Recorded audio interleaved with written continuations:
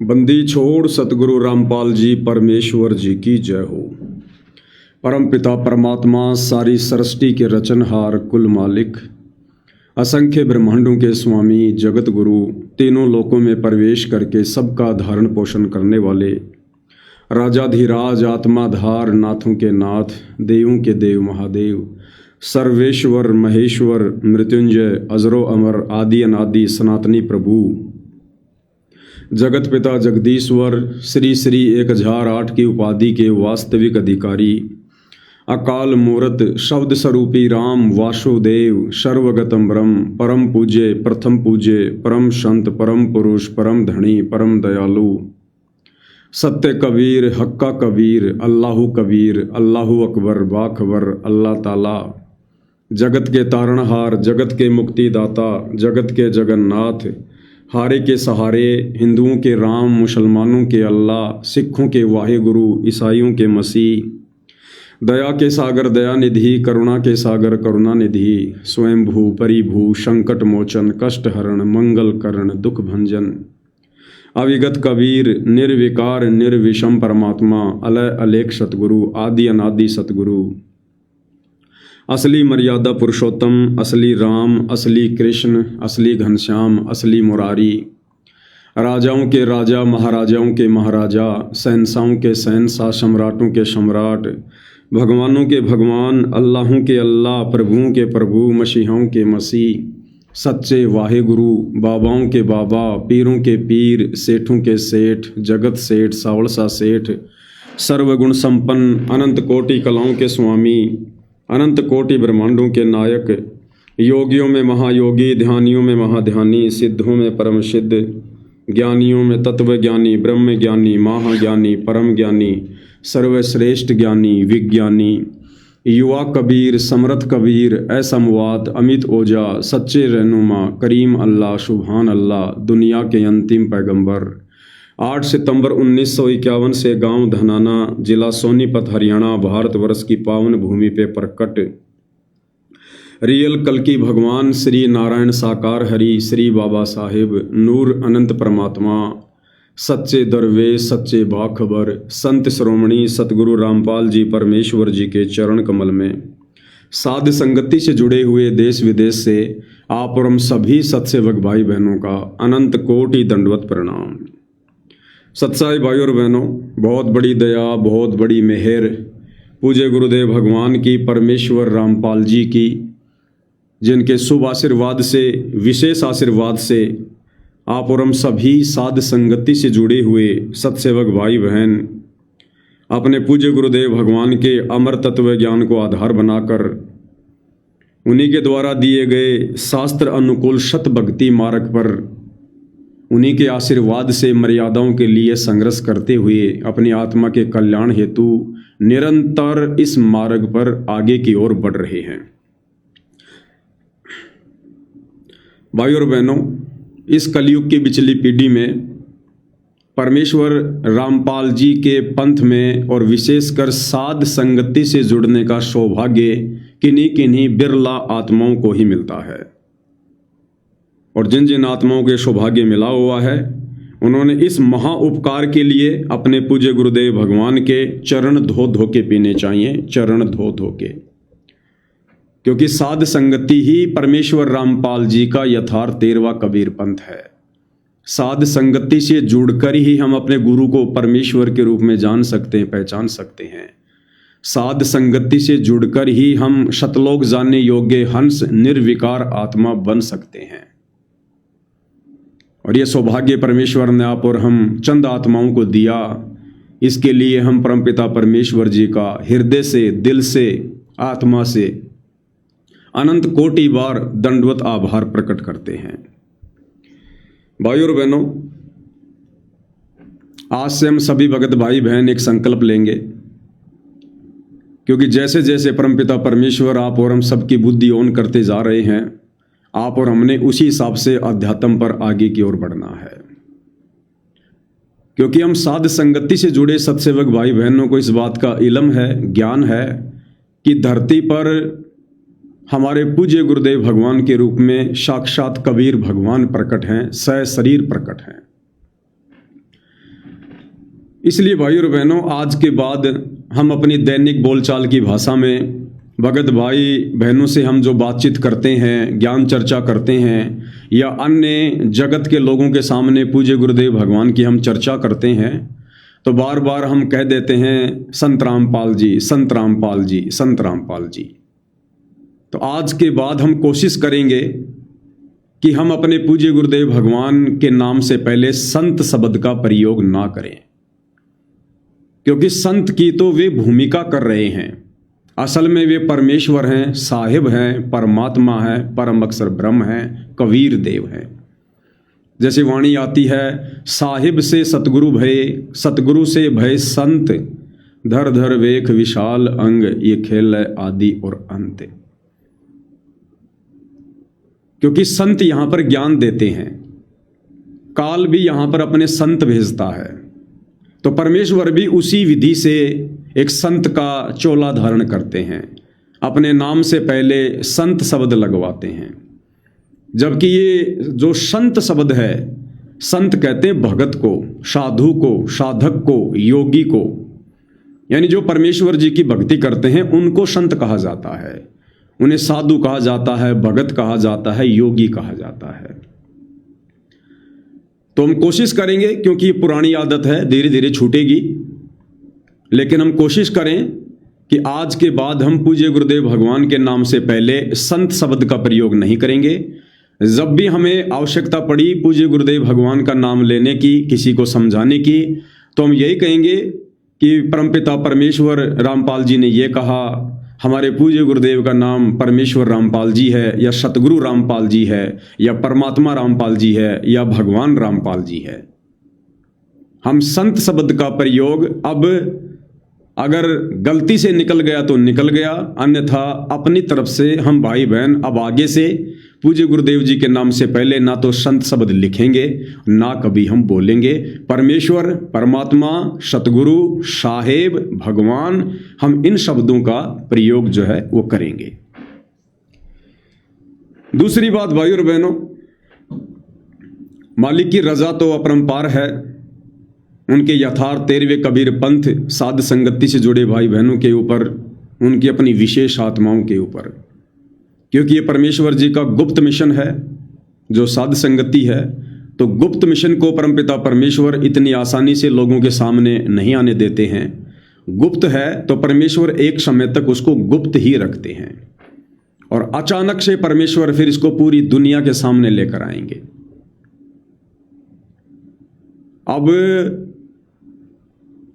हम भाई बहनों ने बहुत ही धैर्य की जरूरत है, धैर्य धारण करने की जरूरत है। जो भगत के 5 लक्षण गुरुदेव ने बताए हैं, शील, संतोष, विवेक, दया, अक्षमा, अब हमने इनको आत्मा पर धारण करने की आवश्यकता है। क्योंकि वर्तमान में पूज्य गुरुदेव भगवान का 10 अप्रैल 2026 के बाद से, जब से वे इसार जेल से अपने मिशन को पूरा करके सतलोक आश्रम धनाना में आए हैं, परमेश्वर का कुछ अलग ही खेल चल रहा है। उनकी लीला कुछ अलग ही चल रही है।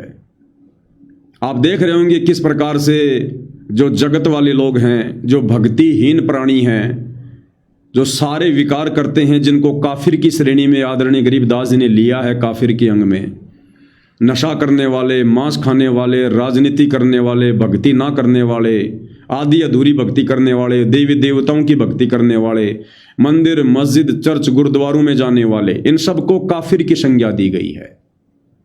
आज परमेश्वर उन तमाम लोगों से बड़े हर्षोल्लास के साथ गले लग लग के मिल रहे हैं। उन्हें अपना लाडला बेटा कह रहे हैं, उन्हें कह रहे हैं कि हम तो आपके लिए पलके बिछा के बैठे हुए हैं, आपके यहाँ आने से हमारा सीना डबल हो गया, फूल गया, हमारा आशीर्वाद सदा आप लोगों के साथ में है। तो भाई और बहनों, ये इस प्रकार की वर्तमान में जो लीला पूज्य गुरुदेव भगवान की चल रही है, जिन लोगों का सतगुरु रामपाल जी सन 1994 से 2014 तक नाम सुनना भी पसंद नहीं करते थे, उनकी शक्ल देखना भी पसंद नहीं करते थे, क्योंकि परमेश्वर कहते हैं जान बूझ सांची तजे करे झूठ से ने, ताकि संगत ए प्रभु शौपन में भी ना दे। ऐसे भक्तिहीन प्राणियों की, जिनको सब कुछ पता होने के बावजूद भी जो परम संत को पहचान नहीं रहे हैं, दीक्षा लेकर मर्यादा में रहकर भक्ति नहीं कर रहे हैं, खाली फॉर्मेलिटी के लिए आ रहे हैं, जा रहे हैं, एक आशीर्वाद का दिखावा कर रहे हैं। परमेश्वर ने उनको जानबूझकर सांची तजने वालों की संज्ञा में रखा और कहा कि ऐसे लोगों की तो कभी शौपन में परमात्मा दर्शन भी ना करवाए। और आज वही परमपिता परमात्मा उन लोगों से गले लग लग के मिल रहे हैं। तो भाइयों और बहनों, ये परमपिता परमेश्वर जी की करनी और कथनी वाली परीक्षा है। इसके ऊपर दास पहले 5-7 वीडियो बखूबी बना चुका है, समझा चुका है। हमने इस प्रकार की उनकी लीला को देखकर, उनके इस आगामी खेल को देखकर आप और हमने अपने मन में जरा भी शंका रत्ती भर भी अपने पूज्य गुरुदेव भगवान के प्रति मन में पैदा नहीं कर लेनी है, क्योंकि अग्नि परीक्षा आप और हम साध संगति से जुड़े भाई बहनों की चल रही है। शतलोक आश्रमों में बहुत सारे भाई बहन आते हैं, जाते हैं, लाखों में जुड़े हुए हैं। उनके मन में इन लीलाओं को देखकर कोई दोष नहीं आएगा। क्यों नहीं आएगा? क्योंकि उन्हें पता ही नहीं कि हो क्या रहा है। वे तमाम आत्माएं बेहोश हैं। अरे थोड़ा बहुत सोच विचार करना, मन में दोष लेके आना, ये वो लोग करेंगे जो होश में होंगे। तो आश्रमों से जुड़े भाई बहन तो वर्षों से काल की अज्ञानता वाली भांग के नशे में झूम रहे हैं। जब गुरुदेव भगवान हिसार जेल में थे तो पीछे से 11.5 वर्षों से गुरुदेव के कलयुगी परिवार ने, सतलोक आश्रम कमेटी ने उन तमाम आत्माओं की इस कदर मर्यादाएं तोड़वा रखी हैं कि अब मर्यादा तोड़वाकर काल ने उनको ठंडे बस्ते में डाल दिया है कि अब इनका कुछ नहीं हो सकता। इनका गुरु इनके पंचर निकालते निकालते थक जाएगा, लेकिन इनके पंचर नहीं निकलेंगे। इतनी गलतियां इन आत्माओं ने कर रखी हैं। तो वो तमाम भाई बहन, चाहे गुरुदेव के बेटा बेटी, भाई बंधु रिश्तेदार हो, चाहे कोऑर्डिनेटर हो, चाहे आम संगत हो, वो बेचारे बेहोश हैं। उन्हें बिल्कुल भी इल्म नहीं है, बिल्कुल भी ज्ञान नहीं है कि ये क्या हो रहा है। वो तो उल्टा जयकारे लगाएंगे कि आ गई दुनिया शरण में, जाग गया समाज, लोगों ने पहचान लिया अपने भगवान को। इससे ज्यादा उनकी बुद्धि आगे काम नहीं करेगी। तो ये अग्नि परीक्षा हम साथ संगति से जुड़े सत्सेवक भाई बहनों की है, जिन्होंने गुरु की गैर हाजिरी में पिछले 11.5 वर्षों से अपना तन मन धन, मन कर्म वचन सब कुछ अपने गुरुदेव के चरणों में समर्पित कर रखा था। जिन आत्माओं का लक्ष्य केवल सतलोक की प्राप्ति है, जिन्होंने केवल अपने गुरु को देखा है, समाज को नहीं देखा उनकी गैर हाजिरी में, उन्होंने मर्यादाओं के लिए संघर्ष किया है, लोगों के सामने झुके नहीं, डरे नहीं, घबराए नहीं। तो ये उन आत्माओं की परीक्षा है। तो इन बातों को देखकर तनिक भी मन में शंका पैदा मत करना। ये परमेश्वर की अजब गजब लीला चल रही है और आने वाले कुछ ही समय में ये परमात्मा दूध का दूध, पानी का पानी भी पूरी दुनिया के सामने कर देगा। तो भाई और बहनों, बहुत ही धैर्य धारण करके इस भक्ति मार्ग पर आगे बढ़ने की आवश्यकता है। दूसरी सूचना ये थी, दास पिछले 3-4 दिनों से लाइव नहीं आ पा रहा था। कारण आप सब जानते हैं कि पूज्य गुरुदेव भगवान ने, परमपिता परमेश्वर सतगुरु रामपाल जी ने जो हम सभी भाई बहनों के अंदर जो प्रेरणा की थी, उनके लिए एक भव्य सिंहासन बनवाने की, तो दास उसी सेवा में लगा हुआ था। और सिंहासन के लिए दास कहीं आउट ऑफ स्टेट गया हुआ था। परमात्मा जी के आशीर्वाद से सिंहासन का ऑर्डर दे दिया गया है, 1 लाख रुपया एडवांस भी दे दिया गया है। और बहुत ही खूबसूरत, बहुत ही भव्य सागवान की लकड़ी में, जो लगभग 1200 रुपये की 1 किलो आती है, सागवान की उस लकड़ी में ऊपर से मीनाकारी, और तकरीबन जो सिंहासन जो बनेगा वो छत्तर समेत 12.5 फुट की उसकी ऊंचाई होगी और लगभग 8 फुट उसकी चौड़ाई होगी। ये उसका आउटडोर है। जो बीच में सिंहासन आएगा ये उसका आउटडोर है, जो 12.5 फुट की उसकी ऊंचाई है और 5 फीट की ऊपर से उसकी चौड़ाई है। उसके बीच में 4.5 फुट में गोलाई में परमपिता परमेश्वर जी का जो है वो छत्र बनेगा। छत्र के अंदर लाइट वाइट होंगी, बहुत ही अच्छी जो है डिजाइन के साथ में। वाइट कलर होगा प्योर, जहां आवश्यकता पड़ेगी वहां पे गोल्डन कलर होगा हल्का हल्का। और चारों कोणों में जो है 4 वो पिलर होंगे, डिजाइन होगी। और ये तकरीबन 8 फुट की उसकी चौड़ाई होगी, 12 फुट ऊंचाई, 5 फुट ऊपर से चौड़ाई, और यूं चौड़ाई होगी उसकी 8 फीट की। और फिर उसके बीच में गुरुदेव भगवान का सिंहासन जो कि 5 फुट चौड़ा और 6 फुट ऊंचा, वो परमेश्वर जी का बीच में सिंहासन लगेगा। तो मालिक के आशीर्वाद से टोटल जो खर्चा है 12 से 15 लाख रुपए का उन्होंने बताया है, और हमें देखते ही बड़ा जो है वो पसंद आया। 1 लाख रुपये उनको टोकन मनी दे दी गई है। लगभग 3 महीने का कम से कम उन्होंने टाइम बताया है, क्योंकि वो हाथ की कारीगरी है। मशीन का काम बहुत कम है, हाथ का काम ज़्यादा है, जो हेरिटेज स्टाइल में बनता है, जो राजा महाराजाओं का होता था, उस टाइप का परमपिता परमेश्वर जी बनवा रहे हैं। और ये जुलाई तक मालिक के दया से आ जाएगा। और बहुत सारी बातें हैं, जैसे हम पूज्य गुरुदेव भगवान के द्वारा जब वे हिसार जेल में थे और उन्होंने जो विशेष संदेश बाहर भेजे थे, उन विशेष संदेशों के ऊपर वीडियो बनाने की श्रृंखला वैसे तो जारी है, लेकिन परमात्मा जिस टॉपिक पर वीडियो बनवाना चाहेंगे पहले उसी टॉपिक के ऊपर वीडियो बनेंगे। तो आज हम जिक्र करेंगे जो घटनाएं पिछले 4-5 दिनों के अंतर्गत संगत में घटित हुई हैं, उन घटनाओं पे हम जिक्र करेंगे। जिक्र करना इसलिए आवश्यक है क्योंकि यदि हम उन घटनाओं की जानकारी में रहेंगे, हमें उन घटनाओं से संबंधित बातें पता होंगी, तो हम अपडेट रहेंगे। हमारी मर्यादा खंडित होने से बचेगी, हमारा विश्वास डगमग होने से बचेगा। अन्यथा इस समय परमपिता परमेश्वर जी जो लीलाएं कर रहे हैं, जो खेल वे खेल रहे हैं, उन लीलाओं को देखकर हर भगत इस भक्ति मार्ग पर टिक नहीं पाएगा। उन भगत आत्माओं को लगेगा कि पूज्य गुरुदेव भगवान तो बिल्कुल अपने सत्संगों के विपरीत जो है क्रियाएं कर रहे हैं।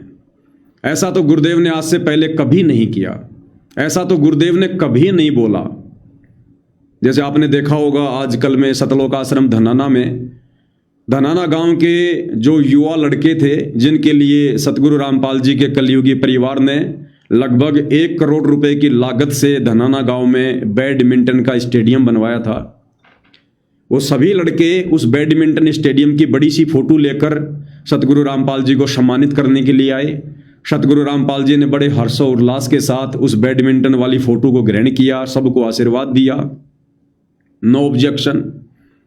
अब भाई बहनों के मन में शंका हो सकती है कि भाई ये तो सतगुरु रामपाल जी की भक्ति मार्ग में है ही नहीं। आज से पहले तो पूज्य गुरुदेव भगवान ने अपने सत्संगों में पूरे विश्व को संदेशा दिया कि हमने कोई भी गेम नहीं खेलना है, ना हमने एक क्रिकेट का मैच देखना है, ना फुटबॉल का मैच देखना है, ना खेलना है। इससे हमारा समय बर्बाद होता, हमारे सांसें बर्बाद होती हैं। ये काल का एक भयंकर षड्यंत्र है, जाल है, ताकि भक्ति की तरफ हमारा ध्यान ना जाए। और जब हम कोई भी गेम खेलते हैं तो उसमें मेहनत बहुत ज़्यादा होती है, हमारी सांसें बहुत तेज़ी से बर्बाद होती हैं। और एक एक श्वास की यहाँ पर कीमत बताई गुरुदेव ने कि कहता हूँ कहीं जात हूँ, कहूँ बजाकर ढोल, श्वास जो खाली जात है वो 3 लोक का मोल। कबीर श्वास उन श्वास में नाम जपो, व्यर्था श्वास मत खो, भाई ना बेरा इस सांस को फिर आवण हो के ना हो। तो आज से पहले तो गुरुदेव ने हमें ये ज्ञान दिया, और आज पूज्य गुरुदेव भगवान खेल को बढ़ावा दे रहे हैं, उन लोगों को आशीर्वाद दे रहे हैं, उनको प्यार दे रहे हैं जो लोग बैडमिंटन खेलते हैं, अन्य गेम खेलते हैं। तो बहुत सारी बातें भाइयों और बहनों, विचलित होने की आवश्यकता नहीं है। दास बार बार कहेगा, ये हम साध संगति से जुड़े सत्सेवक भाई बहनों की अग्नि परीक्षा चल रही है, और इस अग्नि परीक्षा में सफलता प्राप्त करने का एक ही मूल मंत्र है। देखो, जिनको परमेश्वर जी का ज्ञान समझ में आ गया, जिनको दृढ़ विश्वास है, जिनको उनके खेल समझ में आ रहे हैं, उनकी लीला समझ में आ रही है, उन आत्माओं को तो सुई की नोक रखने जितनी भी अगर काल शंका पैदा करना चाहेगा तो मुंह की खाएगा, क्योंकि उन्हें तो पता है अपने परमेश्वर जी के विषय में। जो भाई बहन थोड़े बहुत कमजोर हैं, दास उनसे प्रार्थना करेगा कि आपके लिए विजय प्राप्त करने का एक ही मूल मंत्र है, आप जी ये सोचकर भक्ति करो कि मेरे गुरुदेव भगवान तो 10 अप्रैल 2026 को हिसार जेल से धनाना आश्रम में नहीं बल्कि अपने निज लोक सतलोक को चले गए। पूज्य गुरुदेव भगवान परमेश्वर रामपाल जी 10 अप्रैल 2026 को धनाना आश्रम में ना आकर सतलोक चले गए हैं और उन्होंने जाने से पहले हमें जो नियम बता दिए, जो मर्यादा बता दी, जो उनका वचन है, हमने तो बस उसमें रह के भक्ति करनी है। संकल्प वाला है तो सोच लो बस सत्संग ही सुनना है।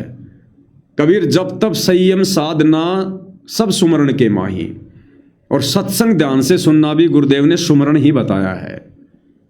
तो ये सोचकर कि बस मैंने तो उतना ही करना है, वैसा ही करना है जैसा मेरे गुरुदेव भगवान ने मुझे अपने सत्संगों में बताया है।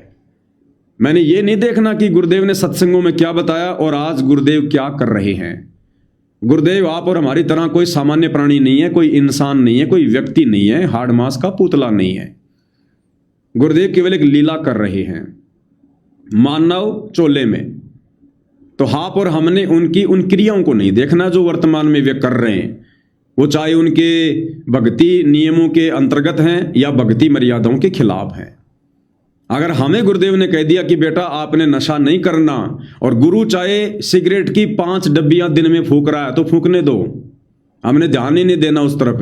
हमने ध्यान केवल उस बात पर देना है जो गुरु जी ने हमें कहा है, यानी गुरु की जो करनी है हमने उसको देखकर नहीं चलना। गुरु की जो कथनी है, कथनी यानी सत्संग, उन्होंने जो कथ दिया, जो कह दिया, आप और हमें जो नियम बता दिए, जो मर्यादा बता दी, भक्ति की विधि बता दी, हमें जो भक्ति का रास्ता दिखा दिया, बस हमने उस रास्ते पर चलना है। हमने ये नहीं देखना कि अब गुरु क्या कर रहा है, गुरु ने हमें क्या कहा है, हमने क्या करना है, हमने उस बात पर ध्यान देना है। तब भाई और बहनों इस अग्नि परीक्षा में सफल हो पाएंगे। अन्यथा हो सकता है ये अग्नि परीक्षा लंबी भी चल जाए, हो सकता है परमात्मा सप्ताह भर में समाप्त कर दे, 1 महीने में समाप्त कर दे, 2026 में समाप्त कर दे, ना करे तो भाई ये 10 साल भी चल जाए। तो आप और हमने केवल उतना ही करना है जितना परमेश्वर जी ने हमें करने के लिए कहा है। तो इन बातों का हमने विशेष तौर पर ध्यान रखना है। अब बात करेंगे भाई और बहनों वर्तमान में संगत में जो घटनाएं घटित हो रही हैं, क्योंकि आप और हमने तो पूज्य गुरुदेव भगवान के संकेतों को समझकर दृढ़ रहना है। हमने इन तमाम घटित हो रही घटनाओं को जानकर आप और हमने भक्ति मार्ग पर दृढ़ होकर लगे रहना है। सतगुरुदेव भगवान के हिसार जेल से बाहर आने के बाद सतलोक आश्रम कमेटी वालों की तरफ से मैसेज आ रहे हैं कि एक शुक्राई नाथ जी हैं, कोई हरियाणा से, नाथ संप्रदाय से हैं, शुक्राई नाथ जी, जिनकी फोटो आप जी देख रहे होंगे, और सतलोक आश्रम से जुड़े भगत कह रहे हैं कि भाई शुक्राई नाथ जी संत रामपाल जी को ज्ञान चर्चा की चुनौती दे रहे हैं। और ये विकास सिंह पुरिया जी हैं, आप इनको जानते ही हैं, सतलोक आश्रम में सेवादार हैं, बड़े ही होनहार और योग्य उम्मीदवार हैं, सतगुरु रामपाल जी के आगामी उत्तराधिकारी बनने के योग्य हैं। ये हम इनका सम्मान करते हैं, बड़े आदर और सम्मान के योग्य हैं। तो इन्होंने अपनी सोशल मीडिया पर ये वीडियो डाला है कि भाई नाथ संप्रदाय से शुक्राई नाथ जी हैं जो संत रामपाल जी को ज्ञान चर्चा की चुनौती दे रहे हैं, और कह रहा कि हमें बहुत खुशी भी हुई है कि चलो कोई तो है जो संत रामपाल जी से ज्ञान चर्चा करने के लिए तैयार है। तो विकास सिंह पुरिया जी ने क्या कुछ कहा है हम उन्हीं की जुबानी सुनेंगे, उन्हीं के मुख कमल से सुनेंगे। 2 मिनट का लगभग उन्होंने वीडियो बनाकर डाला है, और साथ में हम विश्लेषण भी करेंगे और अध्यात्म को समझने का हम प्रयास करेंगे कि जो गलतियां वर्तमान में ये सतलोक आश्रमों से जुड़े बड़े बड़े परम सेवादार कर रहे हैं, ऐसी गलतियां करने से हम बचें। तो क्या कुछ इन्होंने कहा है, सुनते हैं। आज कबीर परमात्मा की दया से वो दिन आया जब संत रामपाल जी महाराज जी से चर्चा के लिए हर पंथ में कोई ना कोई तैयार हो रहा है। इसी प्रकरण में एक संत हैं शुक्राई नाथ जी, नाथ पंथ से हैं, और उन्होंने भी एक पोस्ट किया है जिसमें संत रामपाल जी महाराज जी को चुनौती दी है। ध्यान रखने योग्य बात क्या है, विकास सिंह पुरिया जी कह रहे हैं कि शुक्राई नाथ जी ने संत रामपाल जी को ज्ञान चर्चा के लिए चुनौती दी है। किसको चुनौती दी है? इनके अनुसार संत रामपाल जी को, हमारे अनुसार परमेश्वर रामपाल जी को।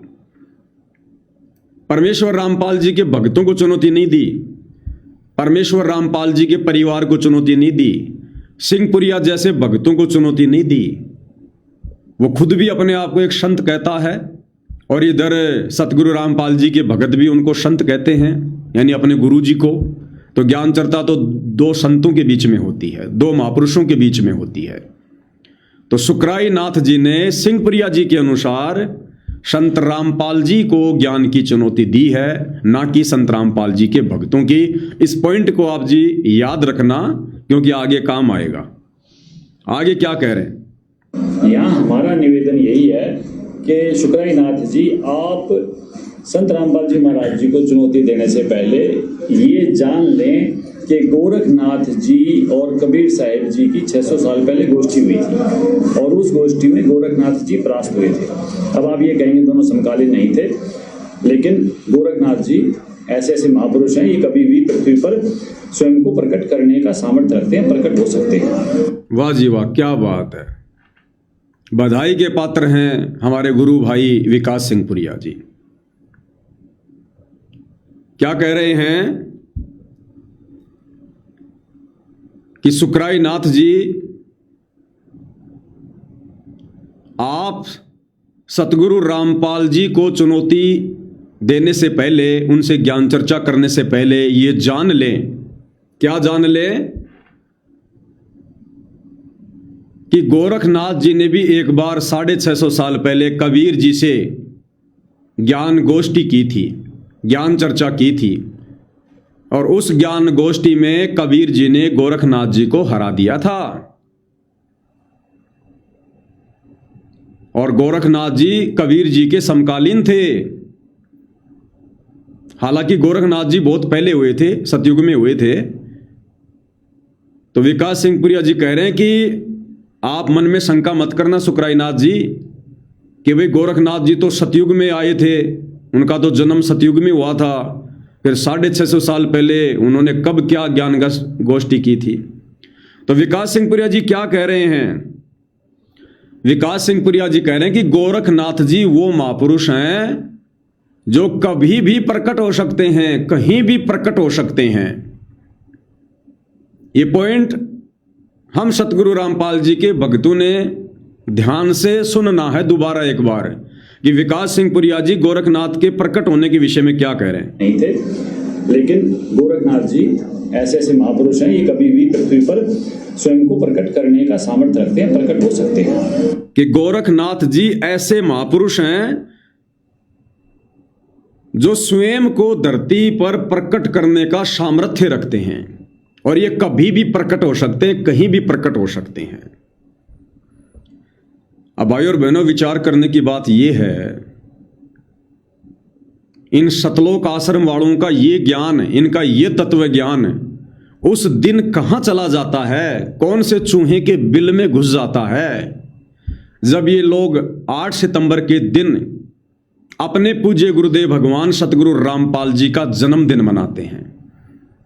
इनका ये तत्व ज्ञान उस दिन कहां दौड़ जाता है, जब ये बात बात पर लोगों को कहते हैं कि संत रामपाल जी का तो जन्म हुआ है, संत रामपाल जी का जन्म किसान परिवार में हुआ है, संत रामपाल जी की माता का नाम इंद्रो देवी है, संत रामपाल जी के पिता का नाम नंदराम है, इनका तो जन्म हुआ है।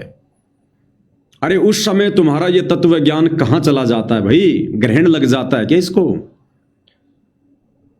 मंदबुद्धि प्राणियों, तुम खुद अपने मुख से कह रहे हो कि गोरखनाथ ये ऐसे महापुरुष हैं जो कभी भी प्रकट होने का सामर्थ्य रखते हैं। इनको बार बार मां के गर्भ से जन्म लेकर आने की जरूरत नहीं है, ये खुद प्रकट हो जाते हैं कहीं भी। अरे तो सतगुरु रामपाल जी को आप सतलोक आश्रम वालों ने गोरखनाथ से भी नीचे की कैटेगरी में समझ रखा है क्या? फिर आप ये बात क्यों नहीं मानते कि सतगुरु रामपाल जी भी प्रकट हुए हैं? और सतगुरु रामपाल जी वो महापुरुष हैं जो कभी भी कहीं भी प्रकट होने का सामर्थ्य रखते हैं। जब हम साध संगति से जुड़े हुए सत्सेवक भाई बहन सतगुरु का प्रकट दिवस मनाते हैं और चिल्ला चिल्ला कर उनकी महिमा करते हैं कि सतगुरु रामपाल जी का जन्म नहीं हुआ, इनकी कोई माता नहीं, इनका कोई पिता नहीं है, ये केवल एक लीला है परमेश्वर जी की। इंद्रो देवी और भगत नंदराम उनके मुंह बोले माता पिता हैं।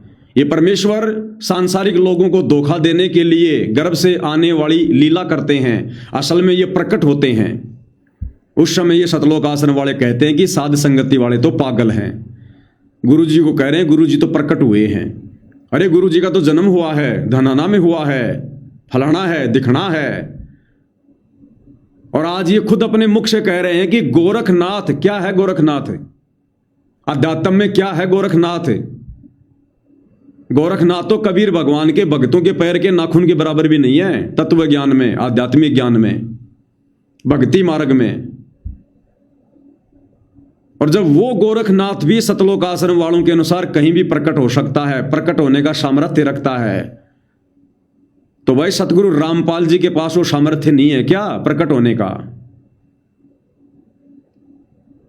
तो ये लोग खुद गोरखनाथ से भी नीची कैटेगरी का संत सतगुरु रामपाल जी को मानते हैं। कौन? ये सतलोक आश्रम वाले, सतगुरु रामपाल जी के परिवार वाले, ये सतलोक आश्रम में बैठे बड़े बड़े परम भगत। तो इनकी करनी और कथनी में भाई और बहनों कितना अंतर है। इन्होंने कभी अपने गुरुदेव के लिए ये बात नहीं कही आज तक कि हमारे पूज्य गुरुदेव परमेश्वर रामपाल जी कहीं भी प्रकट होने का सामर्थ्य रखते हैं, और वे प्रकट हुए हैं। इन्होंने कभी भी दृढ़ता के साथ ये बात नहीं कही आज तक।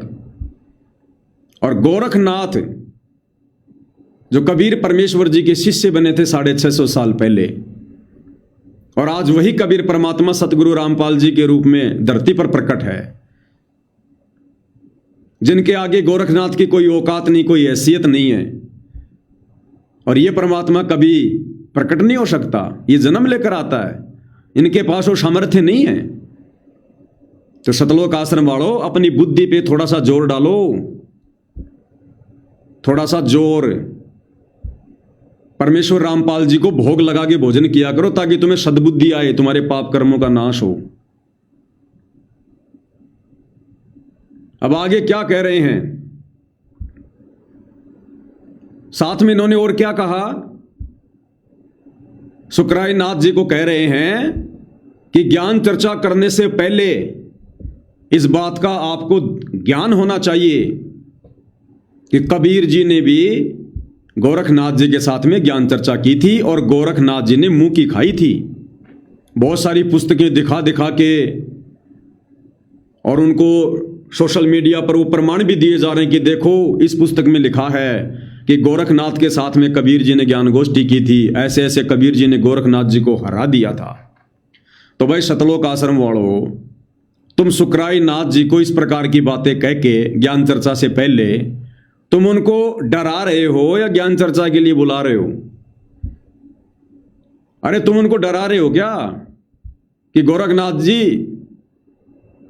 के पंथ से संबंधित सुकराई नाथ जी आप क्या ज्ञान चर्चा करोगे? आपके पास में क्या ज्ञान है? जिस गोरखनाथ ने नाथ संप्रदाय को चलाया, जिस संप्रदाय से आप जुड़े हो, उस गोरखनाथ को 650 साल पहले कबीर जी ने हरा दिया था। आप क्या ज्ञान चर्चा करोगे? तो भाई तुम सुकराई नाथ को ज्ञान चर्चा से पहले डरा रहे हो या उनको बुला रहे हो? एक छोटा सा चुटकुला याद आ गया।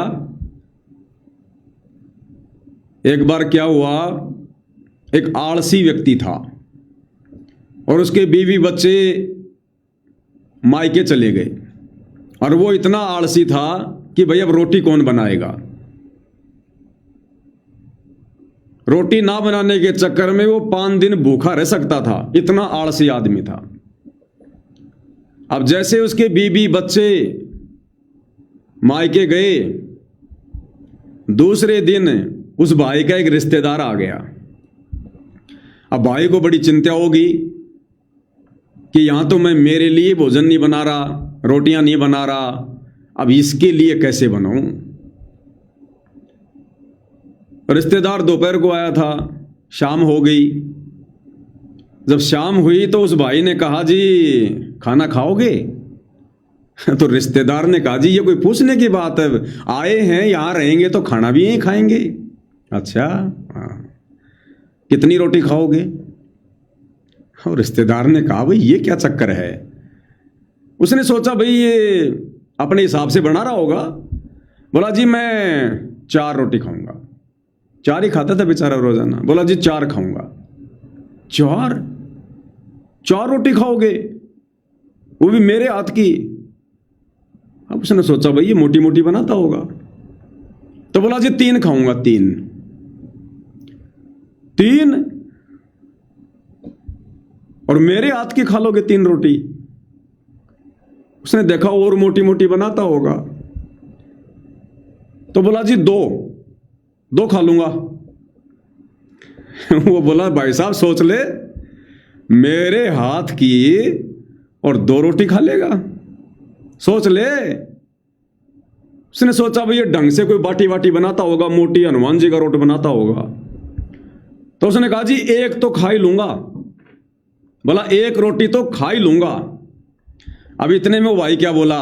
बोला यार सो जा, अब 1 रोटी के लिए क्या तवा गर्म करवाएगा मेरे से? बोला सो जा यार, अब 1 रोटी के लिए क्या तवा गर्म करेंगे, सो जा। उस रिश्तेदार को सुला दिया। तो इसी प्रकार भाई और बहनों, ये सतलोक आश्रम वाले, ये विकास सिंह पुरिया जैसे भगत, ये सुकराय नाथ को डरा रहे हैं क्या कि तुम्हारा गोरखनाथ भी हार गया था, पराजित हो गया था, देख लेना तुम्हारे साथ क्या होगा, तुम तो गोरखनाथ के बराबर भी नहीं हो, अगर ज्ञान चर्चा करने आओ या चुनौती दो तो सोच समझ के दो। तो भाई विकास सिंह पुरिया जी, आप डरा रहे हो या आप उनको ज्ञान चर्चा के लिए बुला रहे हो? थोड़ा ध्यान रखो इन बातों का। अब आगे विकास सिंह पुरिया जी क्या कह रहे हैं, ध्यान से सुनिएगा भाई और बहनों। इसको कहते हैं गुरु का गुरु बनना। ये जरूरी नहीं है कि सतगुरु रामपाल जी 11 साल के बाद में सतलोक आश्रम धनाना में आ गए तो भक्तों का ज्ञान योग खुल जाएगा। आकर के उन्होंने आशीर्वाद दे दिया, मैन भक्तों को दिन में कई बार दे दिया, तो इनकी बुद्धि ऑन हो गई होगी, और ज्यादा ऑफ होती जा रही है, और ज्यादा। अब आगे क्या कह रहे हैं भाई और बहनों, ध्यान से सुनिएगा। अब इसी चर्चा को आगे बढ़ाते हुए कबीर साहब का एक दोहा है, उसका आप अगर विवरण दे दें। कबीर, कौन ब्रह्मा का पिता है, कौन विष्णु की माँ, शंकर का दादा कौन है, ये हमको दे बता। बस इतनी सी बात है शुक्रानाथ जी। अगर आप ब्रह्मा जी का पिता, विष्णु जी की माँ और शंकर जी का दादा बता देंगे, और ये कोई ऐसी बात नहीं है, ये कबीर साहब जी का दोहा है, और इसका उत्तर जो है संत रामपाल जी महाराज जी अपने ज्ञान में दे चुके हैं। आप अपने पंथ में, अपने ज्ञान में इसका उत्तर दे दें। हम चर्चा के लिए संत रामपाल जी महाराज जी की दया से, संत रामपाल जी महाराज जी की आज्ञा से, उनके शिष्य चर्चा के लिए आपसे हमेशा तैयार हैं। और गुरु से पहले हमारा निवेदन स्वीकार करें, हम चर्चा के लिए तैयार हैं। बस इतना सा बताना है, कौन ब्रह्मा का पिता है, कौन विष्णु की माँ, शंकर का दाता कौन है, हमको दे बता। सत साहिब सतगुरुदेव जी की जय।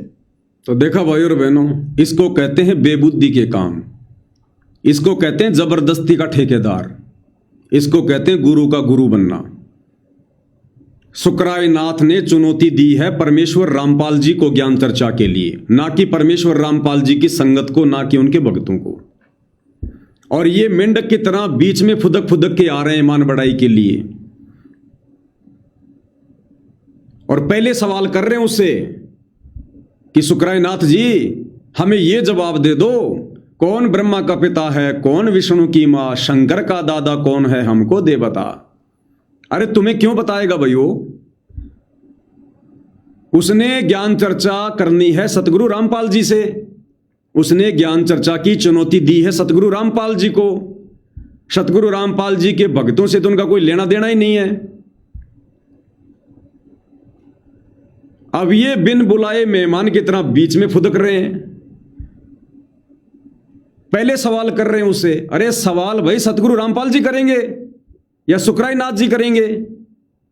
उन दो महापुरुषों के बीच में होनी है ज्ञान चर्चा। ये बीच में सवाल पे सवाल दाग रहे हैं। और कह रहे हैं कि हमारे गुरुजी से ज्ञान चर्चा से पहले हमारे से ज्ञान चर्चा कर लो, हमारे से ज्ञान चर्चा कर लो, हमारे गुरुजी से ज्ञान चर्चा से पहले। ये है जबरदस्ती के ठेकेदार, ये कर लेंगे ज्ञान चर्चा भाई और बहनों, है इनको इतना ज्ञान है। अच्छा, ये विकास सिंह प्रिया क्यों बोल रहा है ये बात? अज्ञानता में। ये जबरदस्ती की ठेकेदारी छूटती नहीं है इंसान से।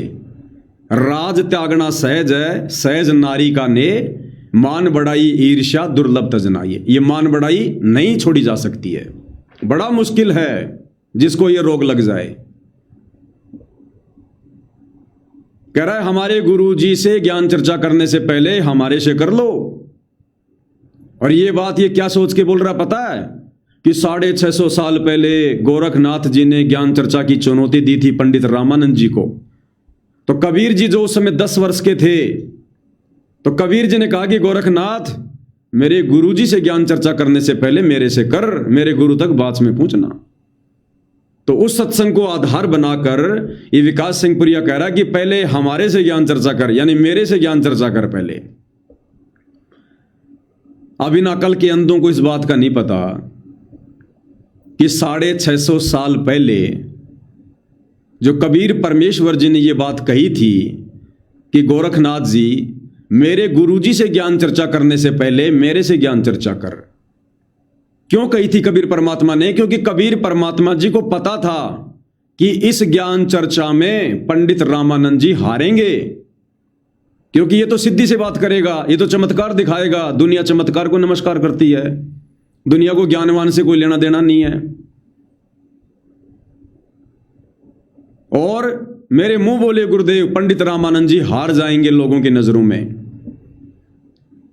इसलिए उस अंतर्यामी ने सब कुछ पहले जान लिया था, तो ये सोचकर कहा था कि मेरे गुरुजी से पहले मेरे से ज्ञान चर्चा कर। अब भाई विकास सिंह पुरिया, अब हो सकता है भाई अगर आप अंतर्यामी हो और आपने अपनी दिव्य दृष्टि से ये देख लिया हो कि भाई सुकराईनाथ के साथ ज्ञान चर्चा में सतगुरु रामपाल जी तो हारेंगे, हो सकता है ये सोचकर आप जी ने सुकराईनाथ जी को पहले बोल दिया हो कि मेरे गुरु जी तक पहुंचने से पहले हमारे से ज्ञान चर्चा करो। हो सकता है आपकी दिव्य दृष्टि खुल गई हो भाई कि सतगुरु रामपाल जी तो ज्ञान चर्चा में हारेंगे, इसलिए भाई मैं बीच में आ जाता हूं।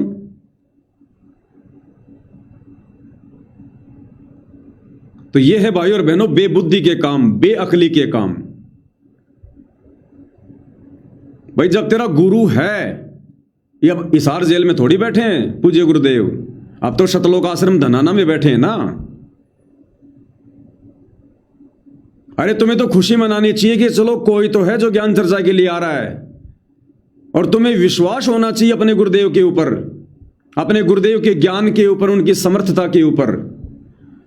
और तुमने स्वागत करना चाहिए इनका कि आओ जी, आपका स्वागत है शतलोक आश्रम धनाना में, आप हमारे पूज्य गुरुदेव भगवान के साथ बैठकर ज्ञान गोष्ठी कीजिए, हम भी उस ज्ञान चर्चा से कुछ जो है वो शिक्षा लेंगे। ये बीच में ठेकेदार बन रहे हैं। जैसे ये बरवाला कांड 2014 के समय बीच में ठेकेदार बन गए थे ना, पुलिस प्रशासन आ रहा था सतगुरु रामपाल जी को लेने के लिए, ये बीच में ठेकेदार बन गए कि सतगुरु रामपाल जी तक पहुंचने के लिए हमारी लाशों के ऊपर से गुजरना पड़ेगा। और क्या हुआ फिर? क्या हुआ उसके बाद? तुम आश्रम वालों को अच्छे से पता है। भाग गए सारे के सारे, पीठ दिखाकर भगोड़े बनकर ललकार गए प्रशासन को। पहले तो उस प्रशासन को ललकार दिया कि संत रामपाल जी को पकड़ने से पहले हमारी लाशों के ऊपर से गुजरना पड़ेगा, और जब वो पुलिस प्रशासन आया सामने तब भाग लिए सारे के सारे भगोड़े बन के। आज भी तुम वही करना चाह रहे हो क्या? गुरु की बेइज्जती करवाना चाह रहे हो क्या? तुम भक्तों की औकात है क्या भाई? तुम इन छोटे मोटे नाथों को भी तुम जीत पाओगे? है तुम्हारी औकात? है तुम्हें इतना ज्ञान है? तुम शतलोक आश्रम वालों को अपने कबीर पंथ के बारे में तो ज्ञान नहीं है 10% भी। इन शतलोक आश्रम वालों को 10% भी ज्ञान नहीं है इस कबीर पंथ के विषय में। ये गोरखनाथ जी के पंथ के विषय में क्या खाक जानेंगे ये। गोरखनाथ के विषय में इनको केवल इतना है पता जितना सतगुरु रामपाल जी ने 2-4 बातें बता रखी हैं, इससे ज्यादा नहीं पता इनको कुछ भी।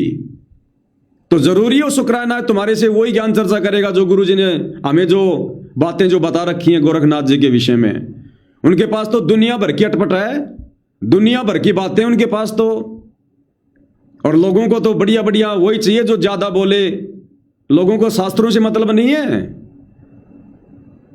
कि भैया शास्त्रों में दिखाएगा। लोगों को सारा दिन पेट भरने से फुर्सत नहीं है, तुम्हारे शास्त्र देखने का समय उनके पास में। अगर विकास सिंह प्रिया ये सोचकर अगर सामने कूद रहा है कि मेरे गुरु से पहले मेरे से ज्ञान चर्चा कर, क्योंकि हम लोग शास्त्र दिखाएंगे लोगों को ज्ञान चर्चा में प्रोजेक्टर पर, कि भाई दुनिया शिक्षित है, लोग शास्त्रों को देखकर और स्वयं निर्णय कर लेंगे कि शुक्राय नाथ हार गया या विकास सिंह पुरी हार गया, किसकी बात सही है। अरे भैया लोगों के पास समय नहीं है तुम्हारे शास्त्र देखने का। और लोग तो वैसे ही सतगुरु रामपाल जी के इस तत्व ज्ञान को जो है वो नापसंद करते हैं। लोगों ने तो वैसे ही उनको ब्रह्मा विष्णु महेश की भक्ति ना करवाने की उपाधि दे रखी है। लोगों ने तो वैसे ही सतगुरु रामपाल जी को सनातन धर्म का विरोधी घोषित कर रखा है। लोग तो वैसे ही सतगुरु रामपाल जी के ज्ञान के विरोध में हैं। और तुम उनके चेले चपाटे शुक्राय नाथ से ज्ञान चर्चा करके शास्त्र दिखा के तुम विजय प्राप्ति की इच्छा जता रहे हो क्या।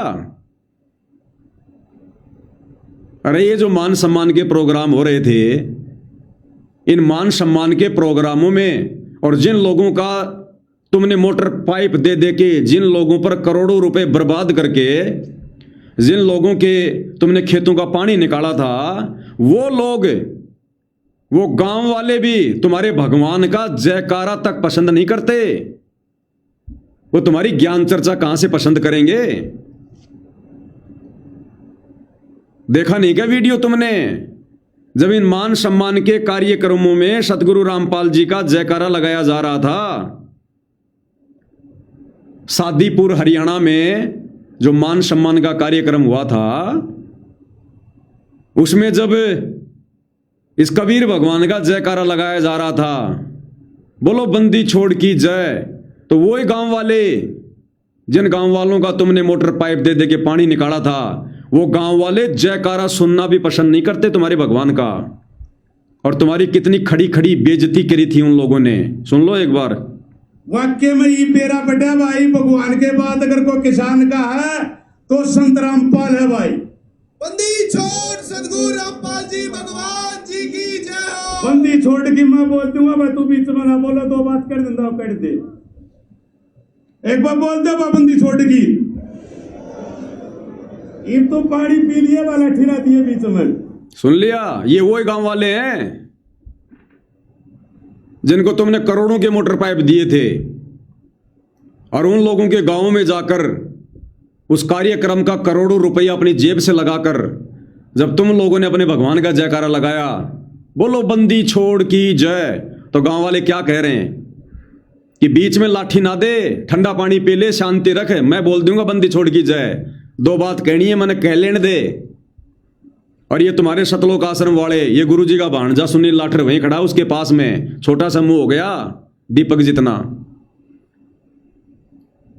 क्या कह रहे हैं एक बार फिर से सुन लो। वाक्य में ये पेरा बड़ा भाई, भगवान के बाद अगर कोई किसान का है तो संत रामपाल है भाई। बंदी छोड़ सतगुरु रामपाल जी भगवान जी की जय हो। बंदी छोड़ की मैं बोल दूंगा भाई, तू बीच में ना बोलो, दो बात कर देंगे कर दे। एक बार बोल दो बंदी छोड़ की। ये तो पानी पी लिए वाला ठिरा दिए बीच में। ये तो पानी पी लिए भाई, लाठी ना दिए बीच में। मैं बोल दी तेरी बंदी छोड़ की, तू चुप रहे भाई। तुम्हारे भगवान के जयकारे भी पसंद नहीं है जनता को। और तुम सोच रहे हो हम शुक्राय नाथ के साथ उसी जनता के बीच में बैठ के शास्त्र दिखा दिखा के ज्ञान चर्चा करके उसको हरा देंगे। तो भाई ये बीच में ठेकेदार ना बना करो। ये तुम्हारी जो ठेकेदारी है ना, ये सतगुरु रामपाल जी के ऊपर भारी पड़ती है। ये तुम्हारी ठेकेदारी करोथा कांड में भारी पड़ गई, ये तुम्हारी ठेकेदारी बरवाला कांड में भारी पड़ गई, और अब भी तुम वही ठेकेदारी कर रहे हो। तुम अभी भी, तुम्हारा बीच में कोई लेना नहीं कोई देना नहीं। वो ज्ञान चर्चा सतगुरु रामपाल जी के साथ करना चाहता है, तुम बीच में मेंढक बन के फुदक रहे हो। करने दो ना, अच्छी बात है ना। क्या तुम्हें विश्वास नहीं अपने गुरु जी के ऊपर? क्या तुम्हें अपने सतगुरु के ऊपर विश्वास नहीं है क्या? अरे इतना तो विश्वास कर लो कम से कम, इतना ज्ञान सुनकर। ये भगवान किसी से हारने वाला नहीं है।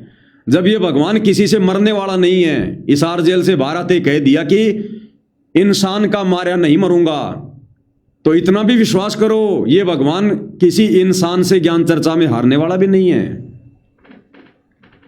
लेकिन भाई और बहनों, अमर वाणियां हैं परमात्मा की, वो कभी झूठी नहीं हो सकती, कभी झूठी नहीं हो सकती। और गुरुदेव ने कहा कि जो व्यक्ति अपने गुरु को मानुष मानता है और उनके साथ भी रहता है, उसके मन में कभी न कभी दोष आएगा। और ये दोष इन सतलोक आश्रम वालों में कूट कूट के भरा हुआ, कूट कूट के बीच में खड़े हो रहे हैं कि हम करेंगे पहले ज्ञान चर्चा हमारे गुरु जी से। क्या ज्ञान चर्चा करोगे तुम? अरे क्या ज्ञान चर्चा करोगे तुम? अगर सुकराई नाथ जी इस वीडियो को देख रहे हो, क्योंकि मेरे वीडियो अक्सर वो देखते हैं, उनके कमेंट्स वगैरह जो है आते रहते हैं। अगर सुकराई नाथ जी इस समय लाइव वीडियो देख रहे हो, तो सुकराई नाथ जी आप इनसे 3 सवाल कर लेना, केवल 3 सवाल करना आप। उन तीनों में एक का भी जवाब ये लोग नहीं दे पाएंगे, एक का भी। इनके खोपड़ी के बाल उड़ जाएंगे। विचार करते करते आज जो इनके काले बाल है ना, ये सफेद हो जाएंगे, इनकी उम्र बीत जाएगी।